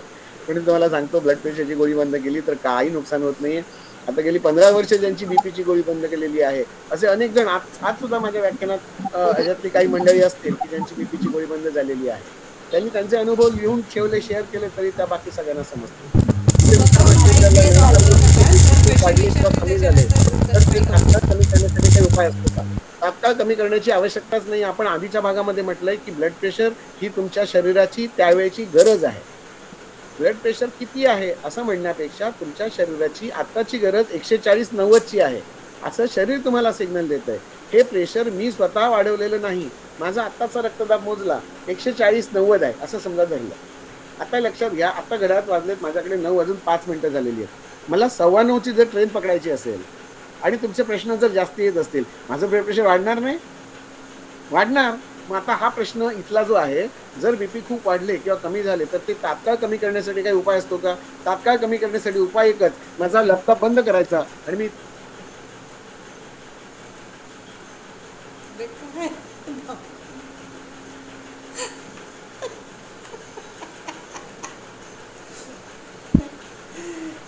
बघते मी कुठे काय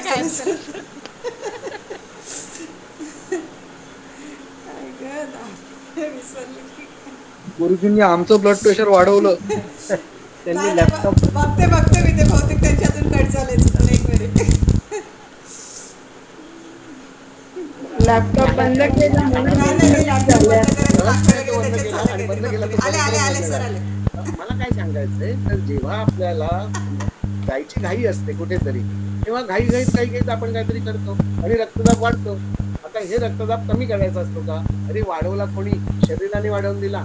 मला जर 9:15ची गाडी पकडायची असेल तर मला तुमचे प्रश्न पट पट पट पट पट पट पट पट मला कव्हर करावे लागतील आणि मला 9:15 वाजता इथनं घरातनं बाहेर पडावं लागेल. त्यासाठी माझा रक्तदाब वाढला जाईल. माझं पायाकडचं रक्त मेंदूकडे, मेंदूचं हृदयाकडे, हृदयाचं इंद्रियांकडे आणि तुमचे प्रश्न पटपट माझ्या डोळ्यांकडे शक्ती वाढेल. हा सगळा जो सरंजाम आहे हा माझ्या शरीराकडनं केला जातोय. शरीर म्हणजे नुसते डोळे नव्हे, माझी सगळी ज्ञानेंद्रिय, माझी सगळी कर्मेंद्रिय, माझा हात, माझे पाय, माझे सगळे अवयव यामध्ये कारणीभूत असतात आणि या सगळ्याचा टोटल इफेक्ट म्हणून माझा रक्तदाब वाढवला जातो. ही माझ्या शरीराची गरज असते. पुढचे प्रश्न सगळ्यांचे मी मगाशी त्या आपल्या प्रोग्राम मधूनच दिली झालो त्यामुळे ते मला वाचता आलेले नाहीत. जर लिहून ठेवता आले तर परत लिहून कॉपी पेस्ट केलं परत तरी चालेल. आयुश्री काही प्रश्न आहे? दीपाली हा नमस्कार गुरुजी. नमस्कार गुरुजी. अनम्यूट होऊन प्रश्न विचारा. हॅलो. हा नमस्कार. आवाज येतोय? हो येतोय. हा. आजकाल प्रेग्नन्सी मध्ये ब्लड प्रेशर वाढण्याचे फार प्रमाण वाढलेलं आहे. या संदर्भात थोडासा उहापोह करावा अशी विनंती आहे आपल्याला. ब्लड प्रेशर हे तेव्हाही हल्ली तर सांगतो तुम्हाला प्रेग्नन्सी निमित्त आहे फक्त. आता एवढं 3 किलोचं बाळ पोटात वाढणार आहे त्याचा दाब वर हृदयावर येणार नाहीये का? तुम्ही ज्या वेळेला डॉक्टरांकडे जातात त्यावेळेला तुमचं सुद्धा जो ॲटोमॅटिक असतो नवऱ्याचं सुद्धा प्रेशर वाढलेलं असतं. आता डॉक्टर काय सांगणार, तो कुठे पाठवणार, ते रिपोर्ट बरोबर येणार आहेत का, हे मनात विचार असून सुद्धा नवऱ्याचं सुद्धा प्रेशर वाढतं. त्यासाठी प्रेग्नन्सी आवश्यक आहे असं काही नाही. आणि ते प्रेशर खरोखरच वाढलेलं असतं की नाही इथपासून सुद्धा शंका आहे माझ्या मनात. कारण ते स्टेतो असतो डॉक्टरांच्या कानात आणि डॉक्टर जे सांगतात ते तुम्हाला होय म्हणायला खरं खोटं कसं तपासणं सांगा मला. डॉक्टर खरं बोलतात की खोटं बोलतात कसं समजणार? विश्वास ठेवू नका. आता ते नवीन डिजिटल आलेलं आहे. डिजिटल मधले सुद्धा मी डोस सांगितले नसतं. एकदा तपासलं करून दिली हवा परत वेगवेगळे येतात सगळं. त्यामुळे ते हे सगळे प्रकार जे आहेत ते सोडून द्यायचं. कोणत्याही यांत्रिक प्रकारांवर विश्वास न ठेवणं हे सगळ्यात सोपं आहे. तर त्याची उत्तरं बदलणार आहे का? ते एका बाजूने सांगतात ते ती एकलांशी आहे आणि मग त्या गर्भिणीच्या पायाला सूज येणार आणि डिलिव्हरी झाल्याशिवाय प्रेशर कमी होणार नाही आणि गरज असते. इथे या अवस्थेमध्ये ही गर्भिणी अवस्था फार विचित्र आणि वेगळी असते. इथे सगळी हॉर्मोन्स बदललेली असतात, मन बदललेलं असतं, शरीरामध्ये 2-2 हृदय काम करत असतात. ते आई झाल्याशिवाय नाही कळणार. त्यासाठी ते गर्भारपण काय आहे, ती अवस्था काय असते हे त्या भूमिकेत जाऊन शिरून बघावं लागेल. आणि मग त्याच्यातनं असं लक्षात आलं की घाबरण्याचं काहीच कारण नाही. निसर्ग हा सगळ्यात मोठा डॉक्टर आहे आणि तो ज्या अवस्थेमध्ये आपल्याला ठेवत असतो ती अवस्था माझ्यासाठी चांगली आहे, योग्य आहे असं समजून जेव्हा पुढे जातो तेव्हा ब्लड प्रेशर वगैरे सगळं गुंडाळायचं आणि उचलून फेकून द्यायचं. एवढ्या साध्या सोप्या प्रश्नाला या प्रश्नाचं हे साधं उत्तर आहे. प्रेशरची गोळी कॉन्ट्रा इंडिकेटेडच आहे. आयुर्वेदातली तरी कशाला द्यायची? असं अजून एक विचारायचं आपल्याला थोडस विषयांतर की जसं आता ॲलोपॅथीमध्ये गायनेकोलॉजिस्ट ऑब्स्टेट्रिशियन असतात तसं आयुर्वेदामध्ये अशा ब्रँचेस का सुरू केल्या जात नाहीत? कारण आपण आयुर्विज्ञान परिषदेमध्ये फार ऍक्टिव्ह आहात. तर माझी एक विनंती राहील की अशा प्रकारचे हॉस्पिटल्स आता आयुर्वेदाचार्यांनी निर्माण करावेत की जिथे आयुर्वेदाच्या दृष्टीने डिलिव्हरीज होतील. अगदी खरं आहे. अगदी खरं सांगताय तुम्ही. फक्त आयुर्वेदाचा विचार वेगवेगळे सुपर स्पेशालिस्ट तयार न करणं. कसं आहे माहिती आहे आज हे सगळे आजार का वाढलेत माहिती आहेत तुम्हाला? एक साधा साकल्याने विचार करून बघूया. आज हृदयरोग आज ॲलोपॅथीमध्ये विषांतर जरी झालं तरी ते रक्ताशी संबंधितच आहे म्हणून हृदयरोगावरचे आज ॲलोपॅथी या शास्त्रानुसार चिकित्सा करणारे 25 वेगवेगळे तज्ज्ञ आहेत. त्याच्यातला 2D एकोवाला वेगळा, 3D एकोवाला वेगळा, इंटरव्हेन्शनल कार्डिओलॉजिस्ट वेगळे किंवा ECG काढणारे वेगळे, जनरल सर्जन आहेत ते वेगळे, हृदयाचे व्हॉल्व बनवणारे डॉक्टर वेगळे, रिप्लेस करणारे वेगळे. हे सगळे त्यातले जे तज्ज्ञ आहेत ह्या सगळ्या तज्ज्ञांचा वेगवेगळ्या पद्धतीने ते फक्त हृदय हृदय हृदय हृदय हृदय बघतात.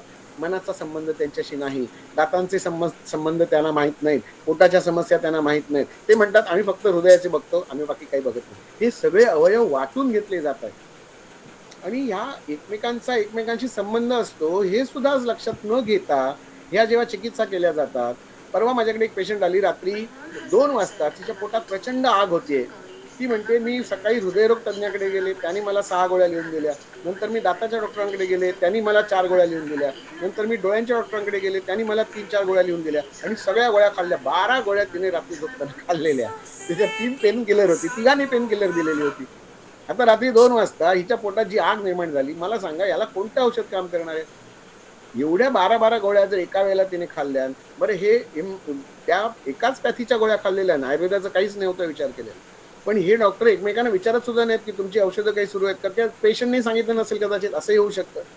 मला काय सांगायचंय, स्वतंत्रपणे एकेकाचा विचार न करता आयुर्वेद होल एका शरीराचा विचार करतो, पूर्ण टॉप टू बॉटम एकच वैद्य पाहिजे.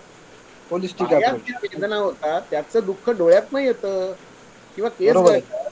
की पायाला तुम्ही जर चांबड्याचं चप्पल घालून जर खोबरेल तेलाचं मालिश केलं तर डोळे सुद्धा चांगले राहतात. आता मी पायाचा तज्ज्ञ नाही, मी डोळ्यांचा तज्ज्ञ, असं आयुर्वेदात विचार नाहीये केलेला. त्यामुळे त्यासाठी मी संपूर्ण एक शरीराचा विचार करणारे तुम्ही असं विधान करू शकतो आपण की मी जो विचार करतोय तसा विचार करणारे डॉक्टर आज भारतामध्ये तयार व्हायला पाहिजे. हा. नुसतं बॉडी नाहीये, मन, आत्मा, इंद्रिय, बुद्धी, अहंकार, ज्याला अंतःकरण चतुष्ट आहे, आध्यात्मिक बरोबर. व्याधी त्याला सुद्धा समजले पाहिजे. बरोबर आहे. अशा वैद्यांची निर्मिती आज राष्ट्रीय स्तरावर व्हायला पाहिजे असं मला वाटतं. हा. व्हिडिओ येतोय त्याच्यात Exactly. जे मुद्दे घेतले दामले वाचन. हम्म. ठीक आहे, आपण विषयांतर करूया नको. आजच्या विषयाला धरून काही प्रश्न असतील तर आणखीन 1-2 प्रश्न आपण घेऊया. धन्यवाद गुरुजी, फार छान. हो हो हो हो. चॅट बॉक्स मध्ये एक प्रश्न विचारला आहे, गॉल ब्लॅडर. गॉल ब्लॅडरचा विषय आता आपण करूया नको, कारण आपल्याला आता विषय ब्लड प्रेशर विषयी तपासायचं आहे आपल्याला. शरीर हे मनाचा आरसा असतो, म्हणून मनामधील सुखांच्या भावनेचा शरीरावर विपरीत परिणाम होतो का? अरे 100%. मनावरील ताणाचा पचन संस्थेवर 100% दुष्परिणाम होतो. तुम्ही टीव्ही बघताना खाणं हे सुद्धा ब्लड प्रेशरचं कारण आहे. मुलं मोबाईल बघता बघता ते घास भरवला जातोय, हे रक्तदाब वाढण्याचं कारण आहे. आईचा रक्तदाब वाढणार, पोराचाही वाढणार.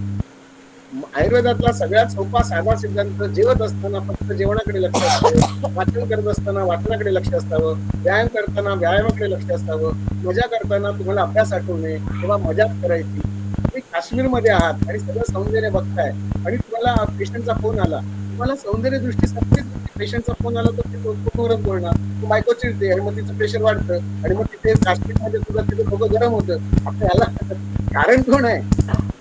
तुम्ही आहात त्या परिस्थितीमध्ये राहत नाही आहात, तुम्ही वर्तमानात राहण्याचा प्रयत्न करा की रक्तदाब वाढणार नाही. काही जणांनी खूप झाल्या स्पर्धा परीक्षा यांचा ताण विद्यार्थ्यांवर, त्यावेळी काय करावे? हल्ली IT क्षेत्रात सतत नवीन टेक्नॉलॉजी शिकावे लागतात, तर ताण कसा सांभाळायचा? Accept it and go ahead. आणि यासाठी थोडीशी साधना करणं आवश्यक आहे.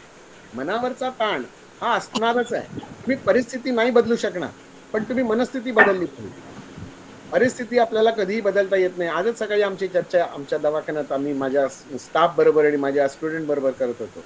आपण परिस्थिती बदलू शकत नाही, आपण मनस्थिती बदलायची. मनस्थिती मला माहिती असते माझी मनस्थिती काय आहे, या परिस्थितीशीला माझी मनस्थिती कशी जुळवून घ्यायची यासाठी अध्यात्म काम करतं, साधना काम करते, नामस्मरण काम करतं. ते जर केलं तर तुम्हाला ताण तर घ्यावाच लागणार आहे. ताण घेतल्याशिवाय कामं होणार नाही आहेत. रबर आहे, रबराला जर तुम्ही ताण दिला नाहीत तर रबराचं कामच होणार नाहीये. You have to pull it. तुम्हाला इलॅस्टिसिटी त्याची वाढवायची आहे आणि तोच तर त्याचा गुणधर्म आहे. मग तुम्हाला त्या रबरावरचा ताण वाढवावा लागेल, तर तो त्याला जे काही स्थितिस्थापकत्व आहे ते येणार आहे. मग साध्या दोराचा आणि रबराच्या बँडमध्ये काय फरक राहणार आहे? नाही तर मन हे असं फ्लेक्झिबल आहे, शरीर फ्लेक्झिबल आहे, स्नायू फ्लेक्झिबल आहेत, पोट सुद्धा फ्लेक्झिबल आहे. आणि या सगळ्याचा विचार आपल्याला इंटरमिटेंटली करावा लागणार आहे, मध्ये मध्ये आपल्याला करावा लागणार आहे. आणि म्हणून फक्त मनाचा स्वतंत्र विचार करून चालणार नाहीये. ह्या सगळ्या लिंक्स आहेत, ह्या लिंक्स आपल्याला विचारात घ्याव्या लागणार आहेत. लो ब्लड प्रेशर काय लॉजिक आहे गुरुजी? लो ब्लड प्रेशर हा आजारच नाहीये. मी तर म्हणतो हाय ब्लड प्रेशर पण हा आजारच नाही. साधं एक उदाहरण सांगतो. माझ्याकडे इथे आता एक ट्यूबलाईट लागलेली आहे. ह्या ट्यूबलाईटचं व्होल्टेज आहे 40 व्होल्टेज आणि मला तिथला व्होल्ट मीटर दाखवतोय 20 व्होल्टेज. म्हणजे माझ्या घरात येणाऱ्या, आज लाईट कमी आहे आमच्याकडे, तिथला तो मीटर दाखवतोय 20 व्होल्टेजने आज आमच्या घरात लाईट येते. आणि माझ्या 40 वॅटची जी ट्यूबलाईट आहे ही 20 व्होल्टेजला पेटते. मग आता काही वेगळं मशीन बसवावं लागेल का? मला स्टॅबिलायझर वेगळा घ्यायला लागेल का? तर हे स्टॅबिलायझर कशासाठी असतो? तर बाहेरनं येणाऱ्या दाबाला कमी करून त्या ट्यूबलाईट कडे पाठवणं. म्हणजे 80 दाबाने जर वीज येत असेल घरात, तर ती कंट्रोल करून 40 त्या वॅट त्या ट्यूबलाईटला पुरवायचं. पण तिथे 20च वॅट आहे, इथे 40 वाढवण्यासाठी आपल्याकडे काही साधनं नाही आहेत. तेच तर गंमत सांगतोय. लो व्होल्टेजला ट्यूबलाईट जर पेटत असेल, मला लाईट पडणं हे जर काम असेल, तर लो व्होल्टेजला लाईट पेटली म्हणून नुकसान काहीच नाहीये. उलट तुमचं बिल कमी होणार आहे आणि तुम्हाला 40 वॅटची ट्यूब पेटते. ही गंमत आहे. त्यामुळे तुमच्या शरीरामध्ये, तुमच्या मनामध्ये जे बदल असतात, हे तुमच्या शरीराची त्या वेळेची गरज असते आणि त्यामुळे लो ब्लड प्रेशर हा विचारही करू नका, सोडून द्या विचार. बीना खान काहीतरी आहे. बीना खान, विचारा ना प्रश्न. बीना क्वेश्चन विचारा. अनम्यूट करायचं होतं. अनम्यूट करा.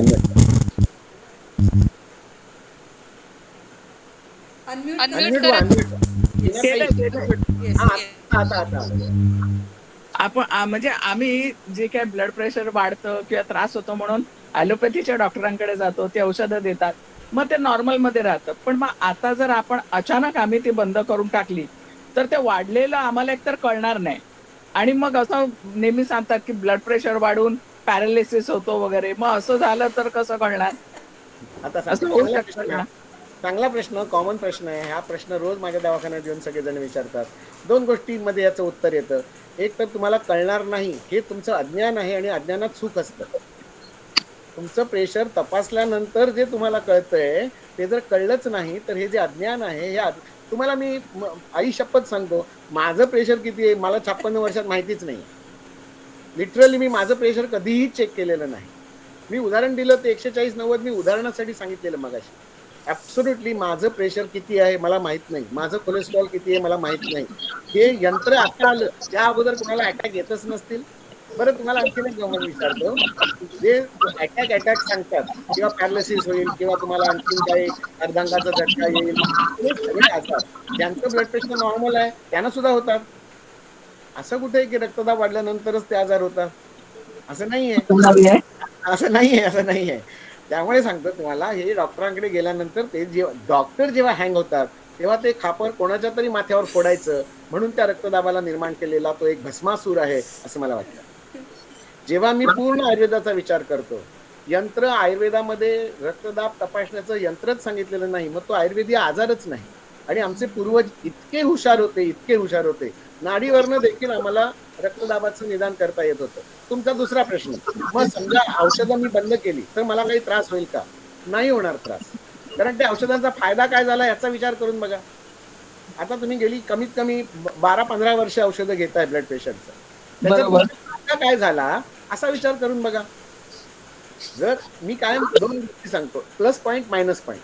तुम्ही ॲलोपॅथीचं औषध घेताय, हॅपी आहात तुम्ही, औषध सुरू ठेवा, काही प्रॉब्लेम नाही. पण तुम्हाला ते औषध घेऊन नुकसान व्हायला लागलं, इथे तुम्हाला त्या पुन्हा आयुर्वेदाचा विचार करायचा आणि ते औषध बंद करा. जिथे ॲलोपॅथी संपते तिथे आयुर्वेद सुरू होतो असं म्हटलं तरी चालेल.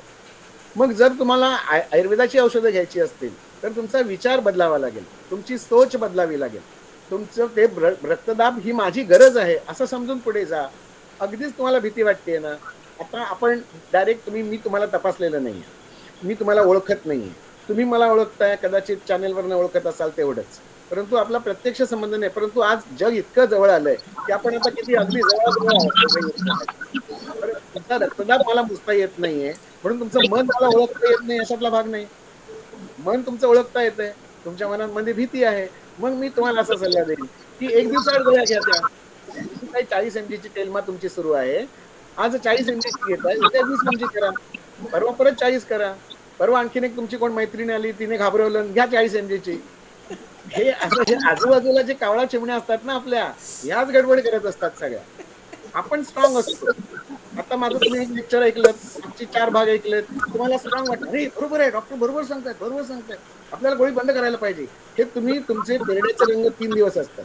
4थ्या दिवशी तुम्हाला शेजारी येते आणि भेटते, मुलगी येते आणि सांगते, अगं आई असं काही करू नकोस, हा ते डॉक्टर वेगळे त्यांच्या नादाला लागू नकोस, तू आपली तुझी औषध आहे ती तशीच करू ठेव. अशी सांगणारी मंडळी तुम्हाला भेटली की तुमचं पोरावर तुम्ही वर चढलेले असतात ते खाली येतात. असं अनेक जणांचे अहवाल येतात. आणि ही परिस्थिती आहे, तुम्हाला जोपर्यंत विश्वास बसत नाही तोपर्यंत तुम्हाला गोळी बंद करणं, इथनं सांगणं हे चुकीचं होईल. त्यामुळे आपण समोरासमोर तुम्हाला तो विषय पटू दे.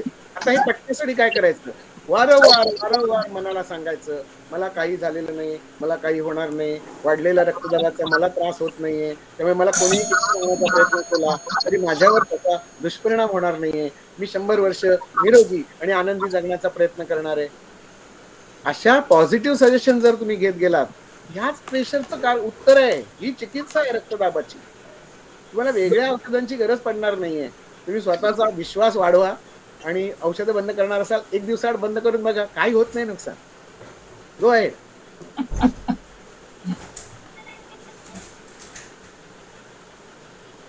आणि कोण प्रश्न विचारणार आहे तर एखादा प्रश्न आपण घेऊया.